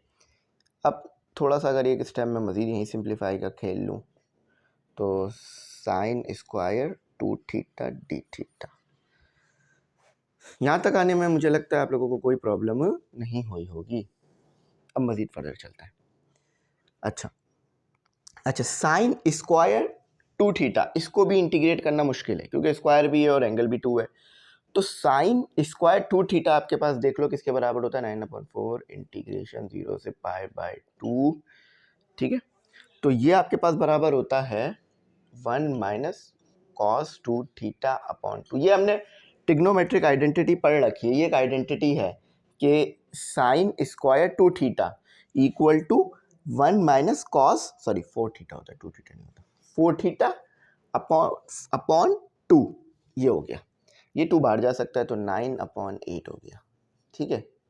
0 π/2 1 - cos 4 थीटा। अब देखो अब इंटीग्रेशन करना बहुत आसान हो गया, 1 पे अलग इंटीग्रेशन लगा दो, तो 1 पे इंटीग्रेशन लगाने से क्या हो जाएगा, ब्रैकेट बना लेना, 0 π/2 1 डी थीटा। देखो 1 भी आ गया, डी, देखो ये जो अलग अलग 2 टर्म्स हैं, एक टर्म 1 है, एक टर्म cos 4 थीटा है, तो इसके ऊपर मैंने इंटीग्रेशन लगाई तो इंटीग्रेशन आ गया और डी थीटा, क्योंकि तो कोई ब्रैकेट में है ना, तो इंटीग्रेशन भी मल्टीप्लाई होगी, डी थीटा भी मल्टीप्लाई होगी, फिर -1 आ गई, फिर इंटीग्रेशन आ गई, तो π/2 हो गया cos 4 थीटा डी थीटा, ठीक है।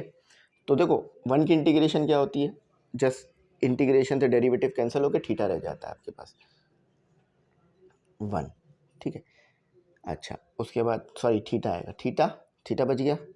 अच्छा अब इसकी इंटीग्रेशन क्या होगी, साइन, देखो कॉस की इंटीग्रेशन होती है साइन, एंगल 4 है ना तो 4 आ जाएगा। अब नीचे भी देखो जो एंगल है वो यहाँ भी आएगा, एंगल के साथ जो चीज़ है वो यहाँ भी आएगी।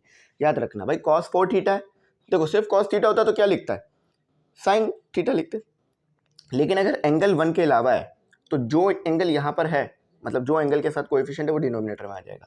लिमिट क्या आती है, 0 से π/2, ठीक है। अच्छा एक चीज़ ये ना 8 है, 9 नहीं है, 9/8। देखो पहले क्या आ गया, पाई आ गया। अब मैं वो अप्लाई कर रहा हूँ, क्या कहते हैं, लिमिट अप्लाई कर रहा हूँ। पहले इधर लिमिट अप्लाई कर लेते हैं, पाई और 0, तो पहले आ गया π/2, फिर 0 आ गया, फिर माइनस आ गया, फिर साइन के साथ भी आ गया 4 π/2। अच्छा यार एक काम ये हो सकता था कि पहले मैं वो कर लेता, देखो 1/4 को मैंने ऐसे बाहर करके लिख लिया, 1/4 को मैंने ऐसे बाहर करके लिख लिया। देखो 1/4 यूँ बाहर आ सकता है, सिर्फ इधर बाहर आएगा, और देखो 0 पुट करोगे ना तो साइन 0, 4 भी 0 हो जाएगा, तो साइन 0 0 ही होता है, ये याद रखना। देखो एक स्टेप डायरेक्ट कर रहा हूँ, कोई डायरेक्ट नहीं है वैसे तो। पहले तो मैंने 1/4 को बाहर लिख लिया, फिर साइन के ऊपर मैंने अप्लाई कर दिया π/2, थीटा की जगह आ गया π/2, फिर थीटा की जगह 0 आ गया,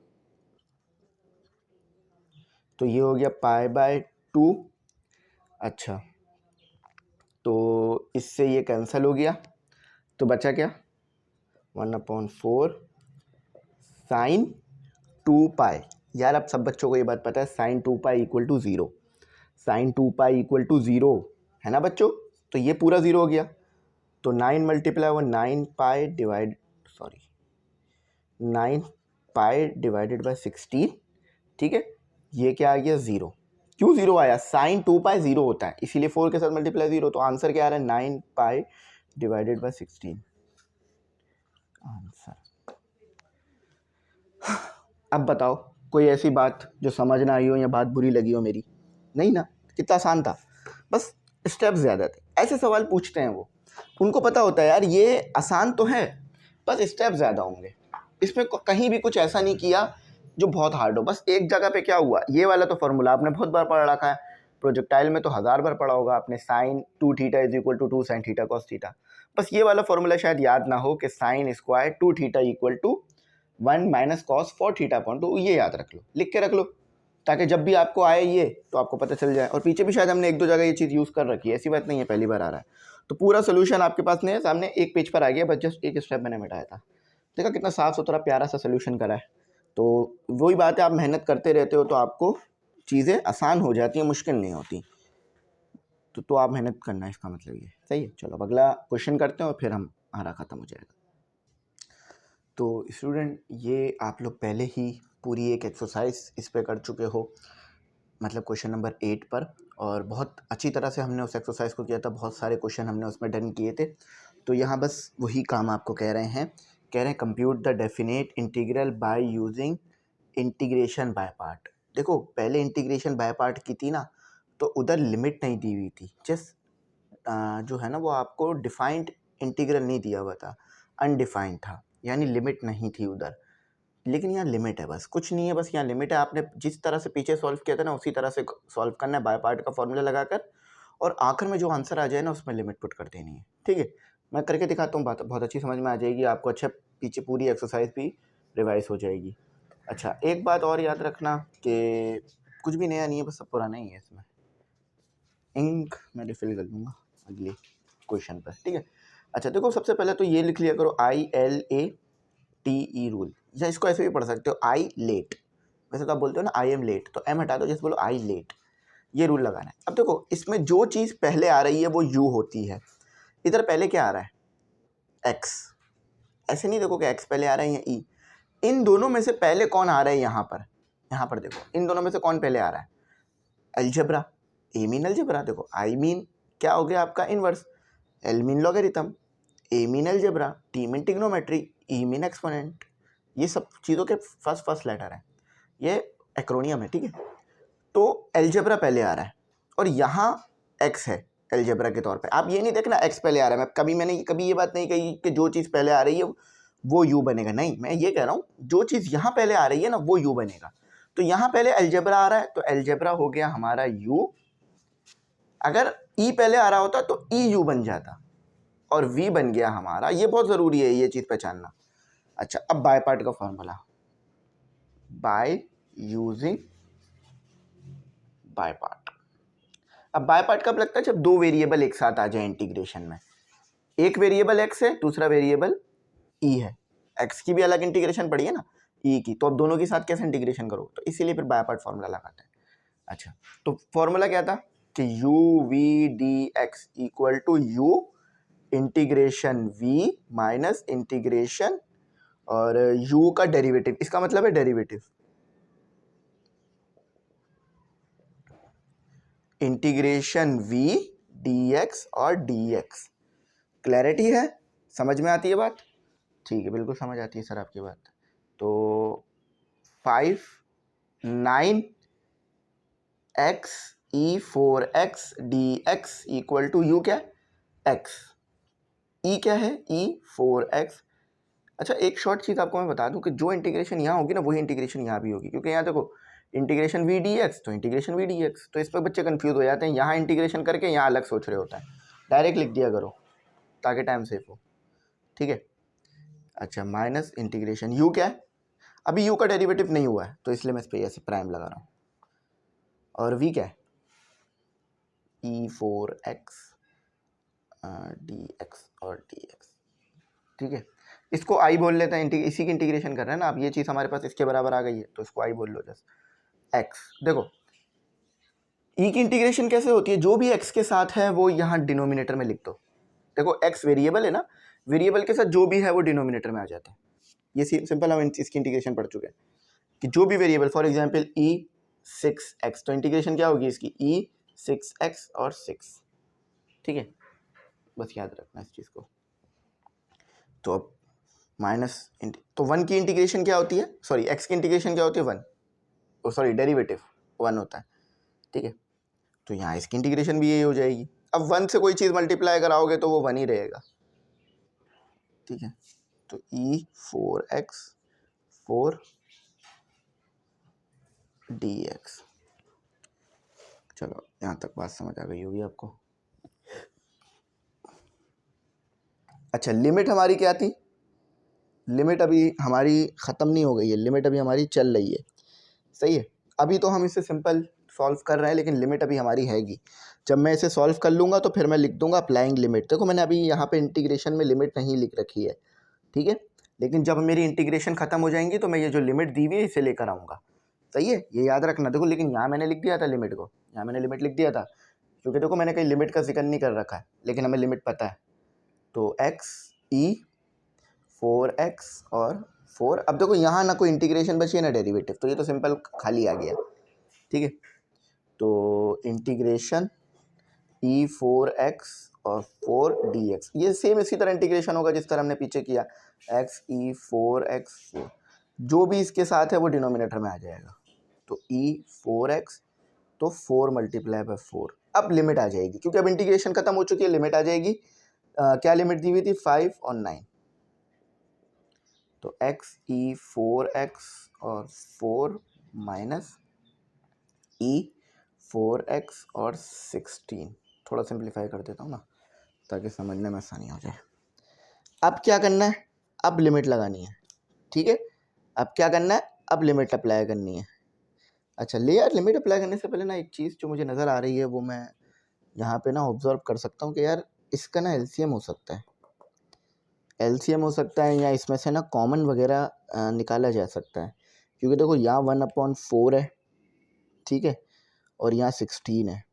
अगर देखो 4 मल्टीप्लाई और डिवाइड कर दूँ, पहले सबसे पहले मैंने यहाँ 4 मल्टीप्लाई डिवाइड कर रहा हूँ। 4x E4x, देखो तो यहाँ मल्टीप्लाई किया तो यहाँ भी मल्टीप्लाई करना पड़ेगा, 16 हो जाएगा। इस तरह एलसीएम ले लो, आसान हो जाएगा आप लोगों के लिए, वरना उस तरह थोड़ा मुश्किल कर जाएगा। देखो मैंने क्या किया, इधर 4 मल्टीप्लाई और डिवाइड किया इस टर्म के साथ। सिर्फ एक टर्म के साथ आप कुछ भी मल्टीप्लाई और डिवाइड कर सकते हो, क्योंकि कैंसिल होकर दोबारा जो चीज़ थी वही बन जाएगी, इसीलिए ऐसा करा जा सकता है। तो देखो 1/16 कॉमन निकल गया। देखो e की पावर 4x यहाँ भी है, e की पावर 4x यहाँ भी है, तो ये भी कॉमन निकल सकता है साथ साथ। तो अंदर क्या बच गया? 4x - 1, और लिमिट आएगी 5 to 9। 5 to 9 तो ये तो जॉब टाइमिंग नहीं होती। अब सही है। अब देखो, अब आपको आसान भी लग रहा होगा थोड़ा बहुत, है ना, और लिमिट लगाना भी आसान हो गई होगी। तो अब लिमिट लगा लेते हैं। Apply limit. देखो कांस्टेंट मैंने इधर इसलिए नहीं लिखा c, क्योंकि देखो लिमिट थी, जब लिमिट होती है तो कांस्टेंट नहीं आता।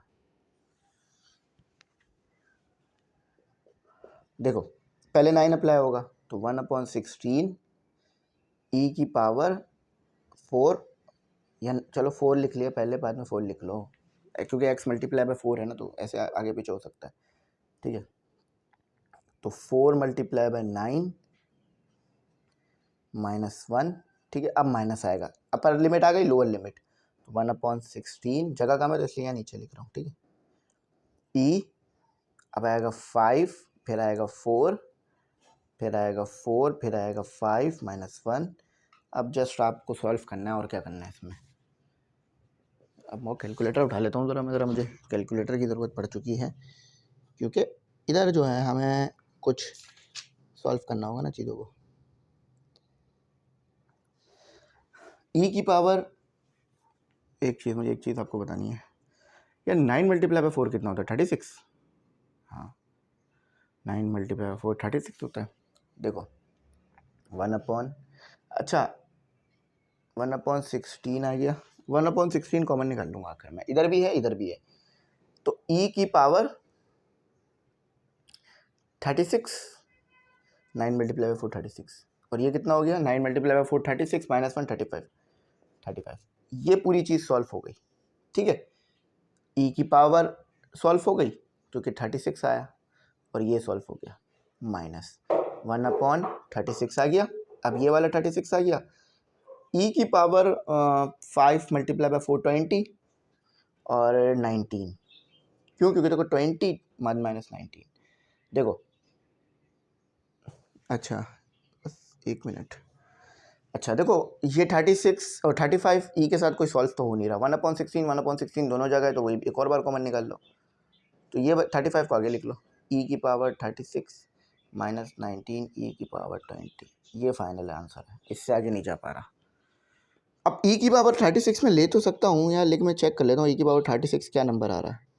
तो यार ई की पावर 36 ये इतना बड़ा नंबर आ रहा है, अब ये तो लिखना ज़रूरी नहीं है ना, यहाँ से सोल्यूशन शुरू हुआ था यहाँ तक गया, ठीक है। अच्छा वो वेरिफिकेशन कर लेते हैं कि सही किया है गलत किया है। हाँ यही आ रहा है 1/16 35 ई की पावर 36 माइनस 19 ई की पावर 20। तो अल्हम्दुलिल्लाह चीज़ें बेहतर हो गई हैं, है ना। चलो इसके बाद पार्ट 2 करते हैं। सेम इसी शॉर्ट पे होने वाला क्वेश्चन है, मुझे तो लगता है मुझे होमवर्क देना चाहिए आपको, मगर मैं होमवर्क दूंगा नहीं। चलो मैं कराता हूँ, मैं करा देता हूँ। होमवर्क सुन के आप लोगों का दिल थोड़ा वो हो गया होगा, धक धक कर रहा होगा, है ना। हमारा भी दिल धक धक करता है जब हमारे को सर बोलते हैं ना होमवर्क है बेटा ये आप लोगों का, क्योंकि जो काम सर 5 मिनट में करा देते हैं ना हमारे को यूनिवर्सिटी में, वही काम हम घर पे जाके जब होमवर्क करते हैं ना तो 5 घंटे लग जाते हैं। तो इसलिए टीचर की रिस्पेक्ट करनी चाहिए भाई, क्योंकि एक तो उनके पास नॉलेज है और दूसरा वो जो करा देते हैं हमें आसानी से, वही हम काम बहुत मुश्किल से कर पा रहे होते हैं।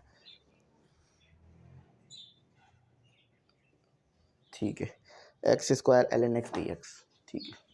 तो ये मैंने लिख दिया, मैंने वीडियो रोकी नहीं क्योंकि मैंने कहा टाइम ज़्यादा लगेगा नहीं, इसलिए मैंने लिख दिया वही ILATE रूल, सही। अब देखो इस चीज़ में पहले क्या आ रहा है, लॉग पहले आ रहा है। अब आपको यहाँ बात क्लियर हो गई होगी, शायद आपका दिमाग ये कह रहा होगा कि x जो है वो u होना चाहिए, लेकिन u नहीं होगा बेटा, ठीक है। क्या होगा, x जो है वो आपके पास ln x होगा। क्यों ln x होगा, वजह बताओ। देखो लॉग पहले आ रहा है, एल मीन लॉग, फिर अलजेब्रा आ रहा है, तो u जो है वो लॉग हो गया, v जो है वो x हो गया, x स्क्वायर हो गया, बल्कि स्क्वायर भी है ना। अब सोल्यूशन आप ले लिए, आसान है, आपके पास बाय पार्ट का फॉर्मूला लिखा हुआ है, इंटीग्रेशन u v d, ये दोनों एक जैसे ही u v dx equal to, अच्छा लिमिट है, लिमिट मैंने लगाई नहीं है, मुझसे गलती हो गई है, 1 और ये 4 लिमिट है। सॉल्व करते वक्त लिमिट लगाने की ज़रूरत नहीं है, जब आखिर में आंसर आ जाए तो लिमिट लगा देना, ठीक है। क्योंकि लिमिट लिखोगे बार बार तो उससे क्या बन जाएगा, तो आराम से सॉल्व करो, जब बिल्कुल सॉल्व हो जाए तो फिर लिमिट अप्लाई कर देना, लिख देना अप्लाई लिमिट, एक वर्ड लिख देना। जब ये 4 क्वेश्चन अलग से करवाएं, क्योंकि पीछे आपको लिमिट नहीं लगाना सिखाया था, सिर्फ 4 करवाए हैं, ज़्यादा नहीं करवा रहे हैं वो आपको यहाँ। तो u integration v dx integration u का डेरिवेटिव इंटीग्रेशन v dx और dx, ठीक है।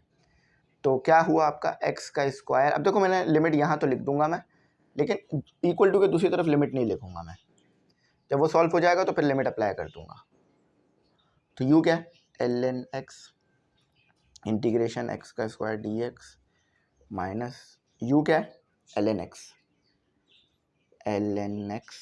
इंटीग्रेशन v क्या है, x का स्क्वायर dx और dx, सही है। सिंपल इस फॉर्मूले में चीज़ों को पुट कर दिया, जहाँ जहाँ u आना था वहाँ जहाँ जहाँ v आना था वो पुट हो चुका है, ये पूरा इक्वल टू i, ठीक है। ln x तो एज इट इज आ जाएगा, क्योंकि उसके साथ तो ना इंटीग्रेशन है ना डेरिवेटिव है, x का क्यूब हो जाएगा, डायरेक्ट इंटीग्रेट कर देते हैं, x का क्यूब हो जाएगा और 3 आ जाएगा, ठीक है, माइनस इंटीग्रेशन आ गई। तो देखो ln x क्या होता है कि जो भी x होता है वो, देखो ln x में डेरिवेटिव कैसे लेते हो, ये डेरिवेटिव लेना है इसका, कैसे लेते हो कि जो भी x ln के साथ होता है वो डिनोमिनेटर में आ जाता है, तो ln के साथ क्या है x, वो डिनोमिनेटर में आ गया, और विदाउट ln डेरिवेटिव हो जाएगा x का, तो वो तो 1 आएगा। इसका इंटीग्रेशन क्या आ गई, x का क्यूब, जैसे वहाँ पर आया था यहाँ पे, तो कोई परेशान होने वाली चीज़ नहीं है इसमें ऐसी।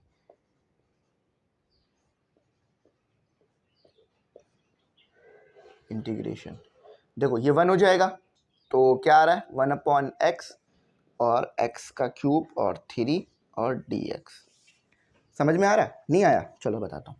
ln की डेरिवेटिव याद है कि क्या करते थे, जो भी ln के साथ होता था वो डिनोमिनेटर में आ जाता था, तो यहाँ x है तो x डिनोमिनेटर में आ गया, और ln खत्म कर कर इसकी जगह डेरिवेटिव आ जाएगा, यही काम किया।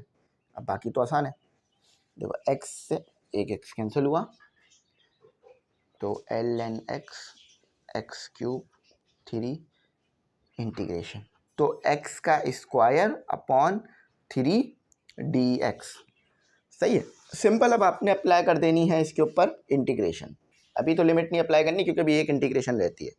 जैसे ये एक इंटीग्रेशन खत्म होगी तो फिर मैं लिमिट लगा दूंगा। मैं फिर कह रहा हूँ ये ब्रैकेट है, आप इस x को ln के साथ वाले x के साथ सॉल्व करने की कोशिश ना करिएगा, होगा नहीं। क्या पता चला आप लिख दें x की पावर 4/3, वो गलत हो जाएगा, लिमिट पुट करने पे भी गलत आंसर आना होगा। तो वही बात है भाई, x की पावर 3 हो जाएगा और 3 मल्टीप्लाई बाय 3 हो जाएगा। समझ में आ रहा है कैसे? क्योंकि देखो एक x से एक x कैंसिल हो गया था ना, तो इसलिए x² हो गया था। तो अब वो 3 और वो, अब लिमिट लग जाएगी। लिमिट क्या थी? 1 से 4 ln x का क्यूब 3 x³ और 9, लिमिट क्या है? 1 से 4, ये लिमिट है। अब लिख लो अप्लाई लिमिट, अप्लाई लिमिट, ठीक है। अच्छा, लिमिट अप्लाई कर लेते हैं, आसान हो जाएगा। यार मुझे ऐसा लग रहा है ये लिमिट अप्लाई करने से पहले ना कुछ वेरिफिकेशन, कुछ सिंप्लीफिकेशन की गई है। हाँ, लेकिन अगर मैं लिमिट लगा के सॉल्व भी कर दूं तो भी कोई इतना बड़ा मसला नहीं आएगा। एक मिनट ज़रा यार, मुझे शक हो रहा है कि इसके ऊपर ना पहले इन्होंने सिंप्लीफिकेशन की है। देखिए स्टूडेंट, एक बात यहाँ पर है कि ये सिंप्लीफाई तो हो सकता है, कोई मसले बात नहीं है, और यहाँ पे लिमिट भी अप्लाई हो सकती है। लेकिन सिंप्लीफाई करके लिमिट अप्लाई करूँगा ना, लिमिट अप्लाई करना आसान हो जाएगा। देखो करना क्या है, इसको अप्लाई लिमिट अभी ना लिखो, ठीक है, एक स्टेप और ले लो। 3 को यहाँ मल्टीप्लाई कर दो, अगर मल्टीप्लाई करो तो फिर डिवाइड भी करना पड़ेगा। ये हो गया 9, ठीक है। देखो बेहतर ये है कि x³ को आगे लिख लिया जाए, तो 3x³/9 ln x। कुछ नहीं किया, जस्ट 3x³ को पहले लिख लिया तो वो 9 भी पहले चला जाएगा, फिर ln x आ गया -x³ और 9 14।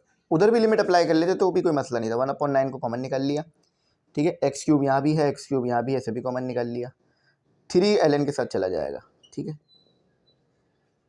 ln से आगे कुछ भी करो कोई मसला नहीं है, उसमें कोई मना नहीं करा जाएगा आपको। 1 और 4 आ गया। अब लिमिट अप्लाई कर दो, अब आसान हो गया है बहुत हद तक। तो यहाँ लिख लो अप्लाई लिमिट, ठीक है। तो ये 1/9, तो यार पहले क्या अप्लाई होगा? 4 है ना, तो x की पावर 4। उसके बाद क्या आएगा? 3 ln 4 -1 माइनस आ गया, तो 1/9। अब लोअर लिमिट आ गई। देखो ये वाला हिस्सा अपर लिमिट का है, तो 4 आ रहा है, 4 आ रहा है। अब जो हिस्सा आएगा वो लोअर लिमिट का आएगा, तो 1/9 तो फिर आ जाएगा। देखो इसी चीज़ पर पहले पे 4 अप्लाई किया, फिर इसी चीज़ पर 1 अप्लाई करूँगा। तो एक मिनट यार, 1 का क्यूब कुछ भी करो वो तो 1 ही रहना, उसमें का चेंज होना है। तो 3 ln 1 -1, ठीक है। ये गलत तो नहीं हो रहा कुछ? ये ब्रैकेट थोड़ा सा गलत आ गया, एक मिनट बस, अब सही है, ठीक है। देखो क्या किया मैंने, 1/9 x की जगह 1, फिर 3 ln 1 हो गया, फिर 1, ठीक है। जस्ट लिमिट अप्लाई करना है ना, थोड़ा सा टाइम कंज्यूमिंग हो जाता है, लेकिन यहीं पे तो मज़ा आता है इस सवालों का। यार ये इंक बिल्कुल ही ख़त्म हो गई है। x की पावर 4, मतलब 4 की पावर क्यूब जो है वो आपके पास 64 होता है, सॉरी 64। असल में ये हाथ हल्के इसलिए चल रहा है क्योंकि इंक ख़त्म हो गई। अब मैं क्या कर सकता हूँ, मैं थोड़ा ऐसे ही करूँगा। ln 3 को मैं अगर मैं ln 4 को सॉल्व करने की कोशिश करूँगा ना, तो ऐसा नंबर आ जाएगा कि जिससे हमारा काम होगा नहीं, ठीक है। तो मैं क्या करूँगा, मैं इसे ऐसे कर सकता हूँ, ln 2 का स्क्वायर, है ना, कर सकता हूँ ना, -1। अच्छा, तो ये तो 9 ही रहेगा, क्यों? क्योंकि 1 का क्यूब तो 1 ही होता है। यार ln 1 जो है ना, ये 0 के बराबर होता है। ln 1 किसके बराबर होता है? करके देख लो, ln 1 0 के बराबर होता है। ये पूरी चीज़ 0 हो जाएगी, तो बच क्या गया? -1। ये पूरी चीज़ 0, जस्ट -1 बच गया। अच्छा, अब ज़रा 1 मिनट में इधर से कराता हूँ, ठीक है। पूरा सवाल एक ही जगह आ गया, लेकिन बस स्टेप्स बन गए हैं, तो देखो 60, आई थिंक मेरे ख्याल से ये आपस में कैंसिल आउट हो नहीं रहे, पर फिर भी मैं कोशिश करता हूँ ज़रा कैंसिल वगैरह करने की, कुछ ना कुछ करने की। बस अब कुछ नहीं करना, अब आपने सिंप्लीफिकेशन करनी है। सिंप्लीफिकेशन होगी अब, और कुछ नहीं होगा। अच्छा यार देखो, पहले 64 डिवाइडेड बाय 9, नहीं एक टेबल पे नहीं आता। अच्छा तो देखो ln की पावर, ln के ऊपर क्या प्रॉपर्टी होती है कि जो भी स्क्वायर है वो आगे आ जाएगा। तो 1/9 64, तो 2 उधर आ गया तो वो हो गया 6 ln2 -1 और माइनस माइनस प्लस 1/9। ठीक है, यहाँ तक तो कोई ऐसी चीज़ नहीं है जो समझ नहीं आई हो। हाँ यहीं से आगे काम मुश्किल हो रहा है। असल में बस सिंप्लीफिकेशन करना है, हम बिल्कुल ठीक कर रहे हैं, कोई गलती नहीं है, बस सिंप्लीफिकेशन में थोड़ा टाइम मुझे लग रहा है, क्योंकि फिर वो मुझे बार बार सोच सोच के करना पड़ रहा है ना। मैंने भी तो कोई रट्टा नहीं लगाया हुआ ना। तो 3, ये सब आपस में सॉल्व होने के बाद आएगा 3 8 4, सही है। तो अगर मैं इसे आपस में सॉल्व कर दूं, पहले मैंने क्या किया, 1 को मल्टीप्लाई कराया 64 से, फिर 64 को मल्टीप्लाई करा दी। सिंपल ये करो यार कि 64 को मल्टीप्लाई करा दिया मैंने 6 से, 1 तो वो समझ में आ रही है ना बात, और फिर ये 9 भी आ जाएगा नीचे। एक मिनट इससे लिखते, 64 मल्टीप्लाई बाय 9 और 64 मल्टीप्लाई बाय 6 डिवाइडेड बाय 9 और ln2 आ गया। अब इस 64 डिवाइडेड बाय 9 को यहाँ भी करो सॉल्व, तो 64 डिवाइडेड बाय 9 अब प्लस 1/9। समझ में आया क्या किया? कुछ नहीं किया यार, बस जस्ट मैंने आपस में मल्टीप्लाई करा दिया। इसको इससे मल्टीप्लाई कराया, फिर इसको इससे मल्टीप्लाई कराया, फिर ब्रैकेट खत्म हो गए मल्टीप्लाई होने की वजह से। अच्छा यार ये ज़रा देखो, 3 8 4 डिवाइडेड बाय 9 एक टेबल पर आता है, हाँ बिल्कुल आता है, 1 2 8 और 2 पर, सॉरी 3 पर। तो ये हो गया ln2, इन्हें आपस में एलसीएम कर लो, ये कितना आ जाएगा, ये आ जाएगा, देखो ये हो गया -64 + 1 डिवाइडेड बाय 9, ठीक है। तो 128 divided by 3 ln2 -63 divided by 9। यार अब इसमें तो कुछ और होता हुआ नज़र आ रहा है क्या? कॉमन निकलता हुआ नज़र आ रहा है। देखो यहीं तक दिया हुआ होगा मेरे ख्याल से, पीछे देखते हैं। नहीं, थोड़ा सा इन्होंने मज़ीद आगे किया है। अच्छा 63/9 ये मेरे को लग रहा है एक टेबल पर आता है, मुझे शायद शक पड़ रहा है। हाँ 7 के टेबल पर आता है। तो 128 ln2 डिवाइडेड बाय 3 - 7, ये फाइनल आंसर है। देखो सारे स्टेप बिल्कुल क्लियर किए मैंने, कहीं भी कोई परेशानी भी नहीं हुई है हमें करते हुए। देखो यहाँ से शुरू हुआ था काम, फिर यहाँ पर आ गए थे हम, ठीक है, फिर हम यहाँ आ गए। बस मसला क्या बना, वो यहाँ से मैं थोड़ा हल्का हो गया लिखते लिखते, क्योंकि वो फिर सिंप्लीफिकेशन, जब देखो आपके लेवल की आप जितनी तेज़ी में सिंप्लीफिकेशन करते हो ना, उतनी तेज़ी में मैं भी करता हूँ। ख़ासतौर पे मैं ये वाली बात कर रहा हूँ, ये नंबरों को मल्टीप्लाई करना। अब उसकी वजह ये है कि हम ना इंजीनियरिंग वाली मैथ पढ़ते हैं, तो इंजीनियरिंग वाली मैथ में पता है मसला क्या आता है, पॉइंट्स में आंसर बहुत आ रहे होते हैं, तो हम नंबरों को ज़्यादा याद नहीं रख पाते हैं।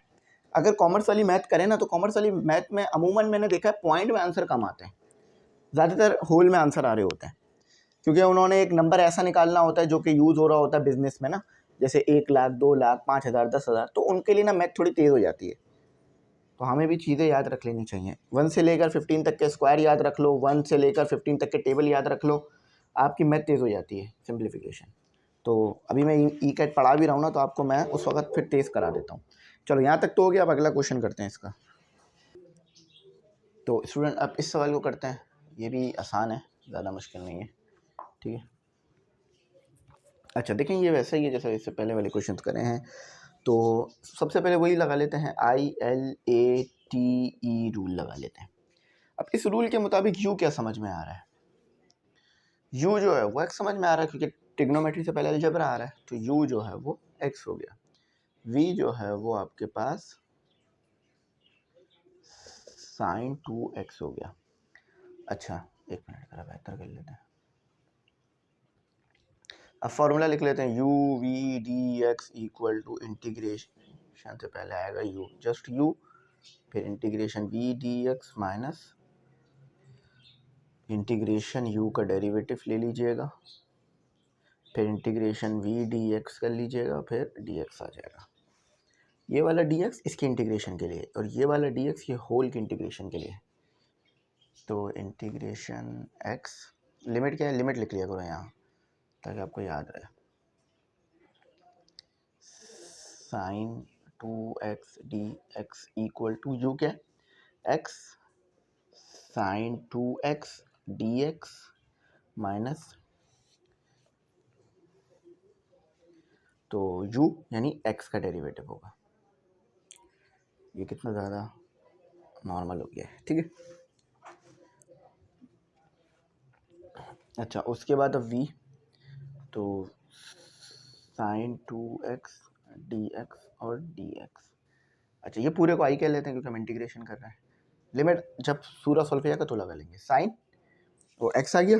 अब देखो ये साइन 2x है तो इसकी इंटीग्रेशन होगी कॉस 2x अपॉन 2। जो भी मैंने बताया ना यहाँ होता है वो डिनोमिनेटर में आ जाता है। पेन मार्कर बहुत ज़्यादा तंग कर रहा है जिस वजह से ना लिखने में मुश्किल हो रही है, ठीक है। अच्छा, तो अब आगे करते हैं। 1 आ जाएगा इंटीग्रेशन, ये 1 हो जाएगा, x का डेरिवेटिव 1 होता है। किस तरह होता है तो आपको पता है ना 1। अच्छा, इसको अगेन वही हो जाएगा तो ये 1 के साथ ही लिख लेते हैं, cos 2x डिवाइडेड बाई 2 और dx। तो x, अब देखो एक अच्छा चीज़ ये होगी ना कि 1/2 को आगे लिख लिया जाए और x cos 2x, इससे ये हो जाएगा कि cos 2x को डील करना मुश्किल नहीं होगा। तो यहाँ सेम हो जाएगा, अब ये साइन हो जाएगा, ठीक है। देखो एक और बार अगर इंटीग्रेशन करोगे ना तो cos जो है वो अब साइन में कन्वर्ट हो जाएगा और माइनस आएगा तो minus minus plus, cos 2x यानी माइनस साइन 2x होगा, ठीक है, डेरी इंटीग्रेशन से। तो अब इसे कर लेते हैं। नहीं, बल्कि एक मिस्टेक हो रही है, माइनस ना यहाँ पर आएगा क्योंकि देखो साइन की जो इंटीग्रेशन होती है ना वो माइनस कॉस होती है। साइन की इंटीग्रेशन माइनस, तो यहाँ से माइनस आया है, मैं ज़रा बता देता हूँ, माइनस यहाँ पर आएगा, ठीक है। साइन 2x की इंटीग्रेशन माइनस कॉस 2x होती है तो इसलिए माइनस माइनस प्लस। अब इंटीग्रेशन करोगे तो जस्ट साइन हो जाएगा। देखो एक तो 2 पहले मौजूद था, एक 2 आपकी वजह से आएगा तो ये आ जाएगा। अब लिमिट क्या है आपकी, π/6 और π/2।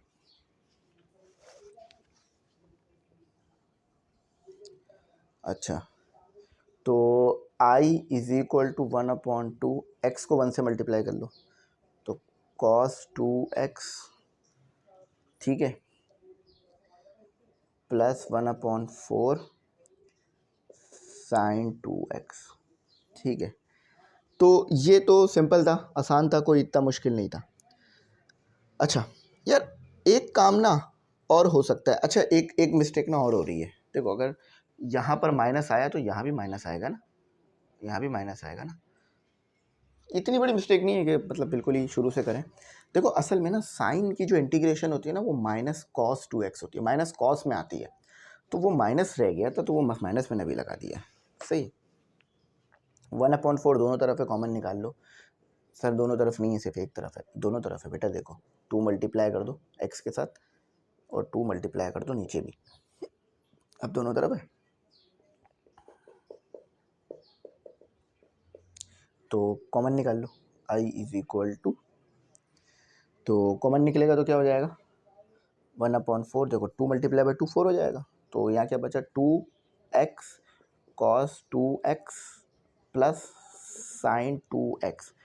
लिमिट क्या थी, लिमिट यहाँ भी लगा लो, यहाँ भी लगा लो, π/6 और π/2, π/2 और π/6, π/2 और π/, अब अप्लाई कर दो लिमिट, अब अप्लाई कर दो लिमिट, लिख लो यहाँ अप्लाई लिमिट। अब आपका आंसर आ जाएगा अप्लाई लिमिट 1/4, ठीक है। तो पहले आ जाएगा -2x कॉस, यहाँ भी x है ना तो यहाँ भी आएगा π/2, π/2 तो 2 हो गया, π/2, सही है। अभी आ गया आपके पास क्या, π/2 पुट हो रहा है अभी सिर्फ, तो साइन 2 और π/2, ये करली ब्रैकेट लगाना क्योंकि 1/4 सबके साथ होगा। अच्छा, अब आपके पास π/2 लिमिट तो आ गई है, π/6 अगेन इस पे π/6 तो 1/4, बल्कि करली ब्रैकेट की ज़रूरत नहीं है, जब स्क्वायर ब्रैकेट से काम हो जाएगा।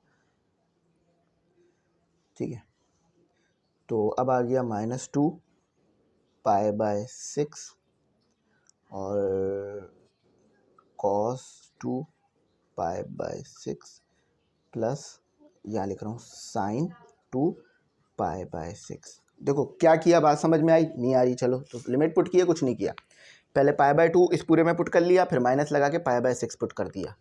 देखो 2 से 2 कैंसिल हो गया, तो i = 1/4। बस अब जस्ट लिमिट को आपको सिंप्लीफाई करना और कुछ नहीं है। तो -π, देखो इससे ये कैंसिल हो गया, cos π कितना होता है? 1, सॉरी -1, cos π -1 आ रहा होता है आपके पास। सिर्फ सिर्फ 0 होता तो 1 होता, लेकिन पाई होता तो -1 आता है, क्योंकि वो 360 पे आ जाता है ना। अच्छा, sin π 0 होता है, ये वाला हिस्सा तो आसान हो गया। ये आता है 3 पर, ये आता है 2 पर, तो ये आ गया -π/3। ये आता है 3 पर, ये आता है 2 पर, तो cos π/3 प्लस ये आता है 3 पर, ये आता है 2 पर, 1 पर, सॉरी, sin π/3। थोड़ा सीधा से, अच्छा थोड़ा सा सिंप्लीफाई कर लो।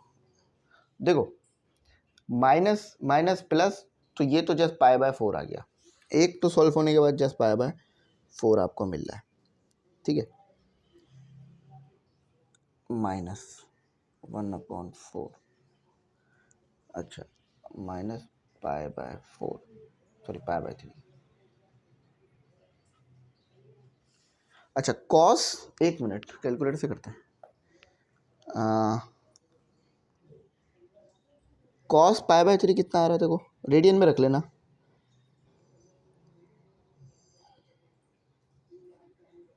एक मिनट बस, जस्ट कैलकुलेटर में अपना सेट कर लूँ।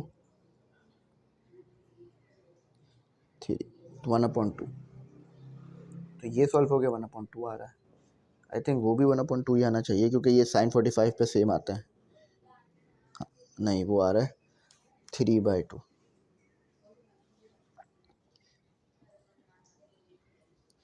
ठीक है, तो ये सॉल्व होने के बाद आ रहा है आपके पास √3/2। ठीक है, तो आई होप यहाँ तक आपको मतलब कुछ भी ऐसा नहीं होगा जो समझने में मुश्किल हुई होगी। ये काफ़ी आसान तरीके से यहाँ तक का काम हमारा हो गया। अब बस जस्ट हमें ना सिंप्लीफिकेशन करनी है, सिंप्लीफिकेशन होने के बाद ये जो हमारा हिस्सा है सॉल्व हो जाएगा। तो चलो यहाँ तक रिमूव कर देता हूँ, यहाँ से रिमूव कर देता हूँ, ऊपर कर देते हैं। यहाँ तक समझ आ गया ना? अपने काम पे आप लोगों को ना ध्यान देना है अच्छी तरह से, ताकि आप लोगों की ना मिस्टेकें कम हो जाए।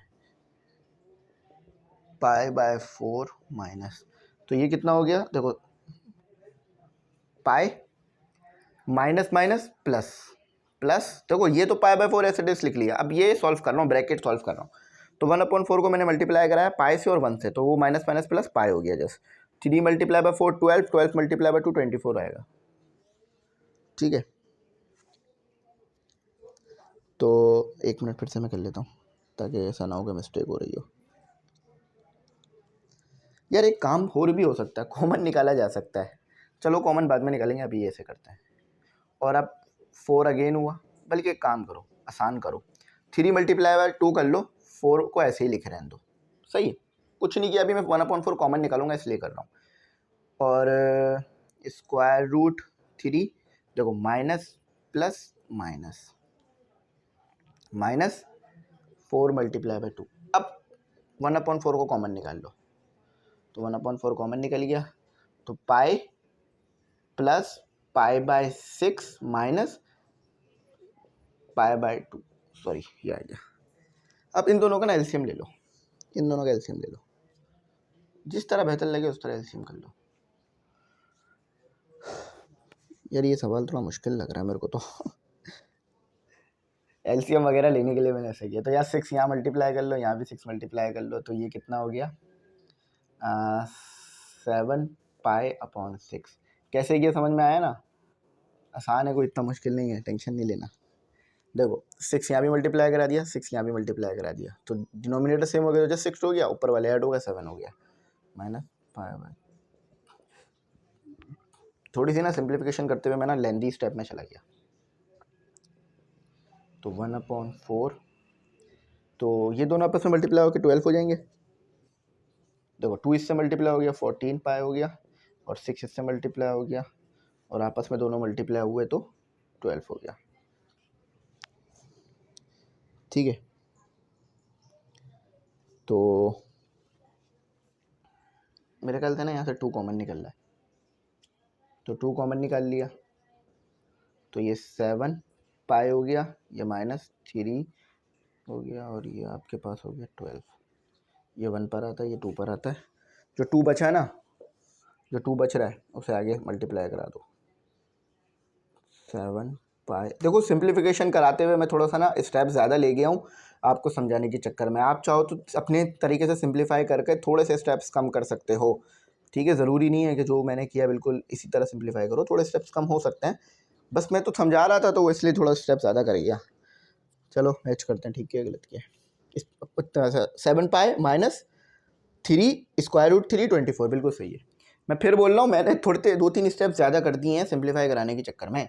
तो आप चाहो तो एज इट इज़ भी लिख सकते हो, कोई मसला नहीं है। उससे फिर ये होगा कि टेंशन नहीं लेनी पड़ेगी सिंप्लीफाई करते वक्त, आपको ये नहीं परेशानी होगी कि अब क्या करूँ, अब क्या करूँ, आपको पता होगा क्या करना है। अब लास्ट क्वेश्चन करते हैं। तो स्टूडेंट अब आपके पास ना ये वाला सवाल आ गया है, तो इसको करते हैं ज़रा। देखो अब इधर आपको यू तो नज़र आ नहीं रहा, वी भी नज़र नहीं आ रहा, जस्ट एक ही वेरिएबल नज़र आ रहा है। इसको तो वैसे भी कर सकते हैं हम कि इसका एक फार्मूला आता है वो लगा दें, लेकिन इन्होंने कहा हुआ है बाय पार्ट। जब बाय पार्ट कहते हैं ना तो ज़बरदस्ती फार्मूला लगाने की कोशिश नहीं करनी। तो यू और वी ढूंढते हैं इधर, ठीक है। बाय पार्ट यानी बाय पार्ट का फार्मूला लगना चाहिए, ठीक है, और कोई फार्मूला नहीं लगाना आपने अपनी मर्ज़ी से शुरू में ही। अब देखो यू जो है वो तो इसी को ले लिया मैंने, वी क्या है, देखो 1 होगा, है ना। अब इधर आपको ये ILT रूल देखने की ज़रूरत नहीं है, क्योंकि 1 क्या है, लॉग है, कोई ट्रिग्नोमेट्री फंक्शन है, कुछ भी हो सकता है, किसी भी चीज़ से 1 निकल जाता है। तो या v को 1 ले लो, सिंपल। जब ये कुछ भी नहीं दिया हुआ ना तो v1, और जो चीज़ दी हुई है वो u रख लो, अब लगा लो, सिंपल है। मैं आप लोगों को एक बात कहूँगा, देखो जब आपको ना परेशानी हो रही हो, मुश्किल हो रही हो किसी चीज़ में, तो खामोशी इख्तियार करें, मतलब चुप हो जाएं, सोचें कि कहाँ गलती हो रही है। अक्सर पता क्या होता है, गलती हमारे बोलने से हो रही होती है। करके देखिएगा ज़िंदगी में, जब आप खामोश होंगे ना, और खामोश ऐसा नहीं होना 5 मिनट 10 मिनट, एक अच्छे टाइम के लिए, ताकि आप सोच सको कि हाँ मैंने गलती कहाँ कर रहा हूँ यार मैं, तो फिर वो गलती पकड़ लो, उस पर ठीक कर लो। समझ गए ना बात भाइयों, बस यही समझाना था। अब 1 लिखने की ज़रूरत नहीं है, 1 हमें पता है उसके साथ होता है। अच्छा, तो tan इनवर्स v। अब देखो आपने सोचा होगा यार सर आपने जो है वो u क्यों नहीं लिया 1। अगर मैं यहाँ पे 1 ले लेता हूँ, इसको डेरिवेट करता हूँ 1 को, तो 1 का डेरिवेटिव तो 0 हो जाएगा, तो ये तो पूरी चीज़ 0 हो जाएगी, ये चीज़ तो 0 नहीं होनी चाहिए, तो इसीलिए u नहीं लिया जाता 1 को। ये भी एक वजह है इसके पीछे। तो ये 1 आ गया, 1 मिनट, तो 1 आ गया क्योंकि v लेना ना 1। u क्या है, tan इनवर्स x, इसका हमें इंटीग्रेट कर डेरिवेट करना 1 dx, ये आई हो गया, tan inverse x as it is आ गया। यहाँ पर आ जाएगा x, ब्रैकेट में लिख रहा हूँ, ये वाला x है, ये x इसके साथ सॉल्व नहीं होगा, वो आगे चला जाएगा थोड़ी देर बाद। यहाँ पे इसलिए लिख दिया ताकि आपको पता रहे कि ये वाली चीज़ सॉल्व करके आया है, वरना अमूमन तो यहीं लिखा जाता है। ये एक तरह से एरर तो नहीं है, लेकिन ये लिखना इस तरह से सही नहीं होता। लेकिन आपको समझाते वक्त फिर बहुत सारी चीज़ें ऐसी करनी पड़ती हैं जो कि अमूमन नहीं करी जाती, क्योंकि समझाना है। देखो tan इनवर्स x का डेरिवेटिव क्या होता है, एक डेरिवेटिव बोल रहा हूँ 1 प्लस x का स्क्वायर, देख लेना बुक में मिल जाएगा, आसान है। ये x आ गया, ये सेट कैंसिल हो गया, x आ गया, ठीक है, और ये dx हो गया, ठीक है। तो ये x आ गया, tan इनवर्स x आ गया, ये आपके पास इंटीग्रेशन हो गई, ये x आ गया, और ये 1 प्लस x का स्क्वायर हो गया और dx हो गया। अच्छा, अच्छा 2 मल्टीप्लाई और डिवाइड कर दो यहाँ, क्यों? क्योंकि एक फॉर्मूला बनाना है इसलिए। X tan inverse x 1/2 2 1 plus x का स्क्वायर डी एक्स।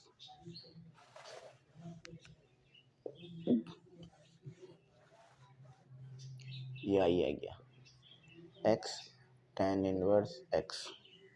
एक मिनट, सही है। देखो ये तो एस लिख दिया ना 1/2।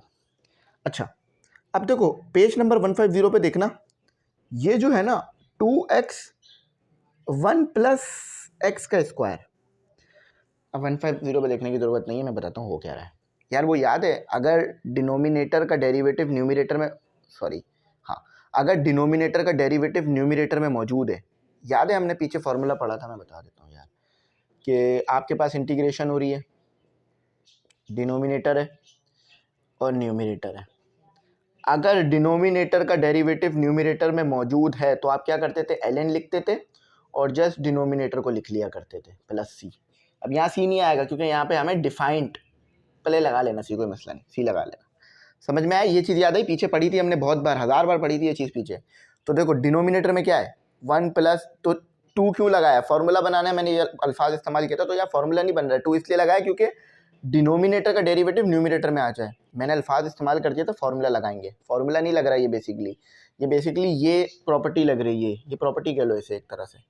तो डिनोमिनेटर में क्या है 1 प्लस एक्स स्क्वायर। अब 1 प्लस एक्स स्क्वायर का डेरिवेटिव क्या होगा 2x, 1 0 हो जाएगा 2x, तो 2x ऊपर मौजूद है, तो क्या करना है हमने, अब ln लिखकर, हमने क्या करना है ln लिखकर जो भी डिनोमिनेटर में उसको लिख लेना है, सही है, और सी लगा लो। अब आप बोलोगे सर ये पिछले में तो कहीं नहीं किया, तो कोई बात नहीं, लिखो अप्लाई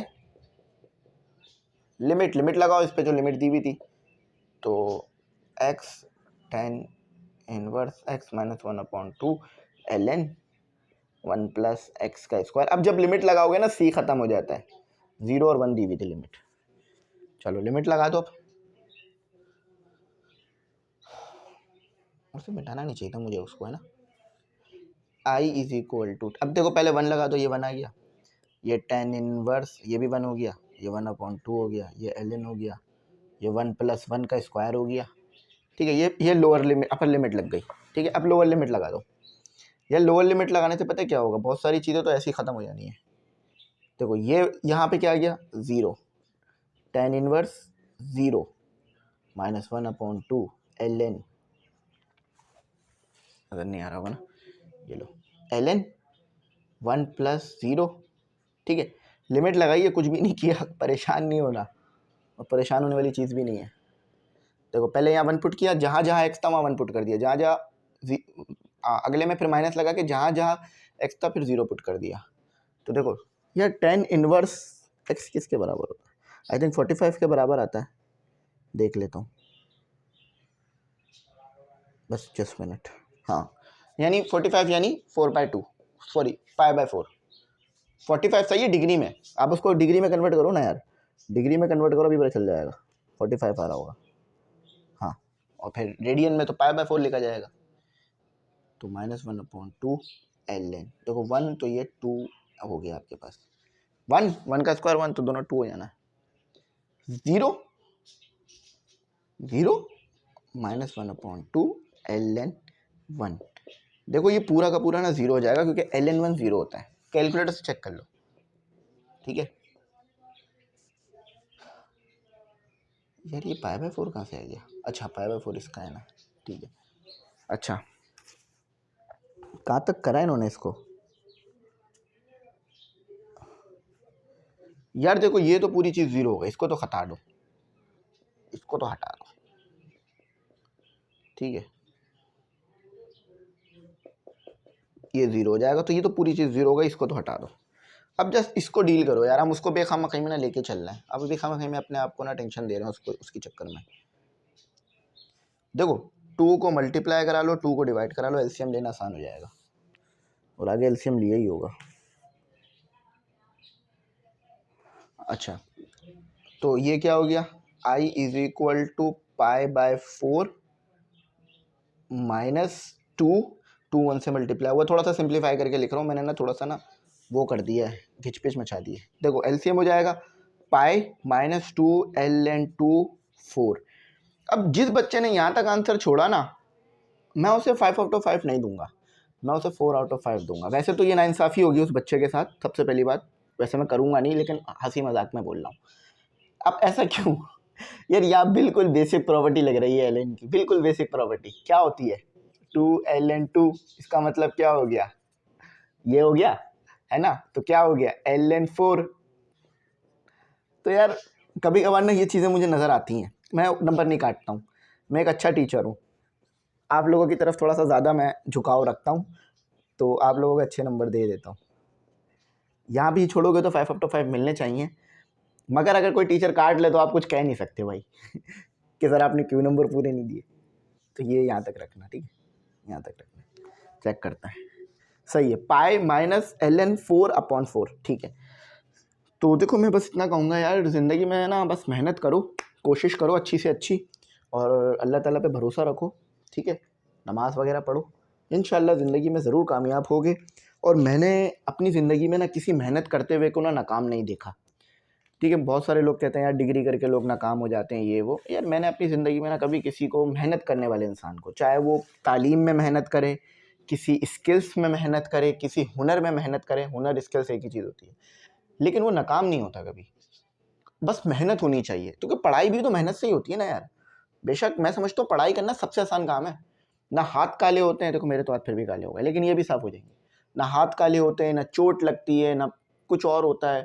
जबकि स्किल्स सीखो कोई, जैसे आप रेफ्रिजरेटर सही करने की स्किल सीखो, वेल्डिंग की स्किल सीखो, या कंप्यूटर स्किल सीखो। ख़ास तौर पे अगर कोई ये मैकेनिकल वर्क वाली स्किल सीखते हो, तो उसमें यार चोट लगने का कितना ख़तरा होता है, और दूसरी चीज़ें। तो ये है कि पढ़ाई सबसे आसान काम है, आपने पढ़ाई अच्छी तरह करनी है। चलो आज यहीं तक रखते हैं, दुआ करना कि आगे जो एक्सरसाइजेज है ना वो मैं थोड़ी जल्दी अपलोड कर दूं। मैं अपनी तरफ से यकीन मानो बच्चों पूरी मेहनत करता हूं, बस ये थोड़ा सा टाइम की कमी आ जाती है आप लोगों के लिए। बस इंशाल्लाह आने वाले वक्तों में टाइम भी अच्छा हो जाएगा, निकालना आसान हो जाएगा आप लोगों के लिए। तो माजरत ये है कि बहुत हल्की चली है एक्सरसाइजेस ना, बहुत टाइम लग गया, मेरी तरफ से गलती हुई है ज़्यादातर, ठीक है। मैं और काम भी करता रहा एमडी के टीकेट के। तो इंशाल्लाह अल्लाह से पुरुमीद हूँ कि आने वाले वक्तों में मज़ीद अच्छे लेक्चर्स दूंगा। यहीं तक रखते हैं, थैंक्स फॉर वॉचिंग, अल्लाह हाफ़िज़। कीमती दुआ में ज़रूर याद रखना।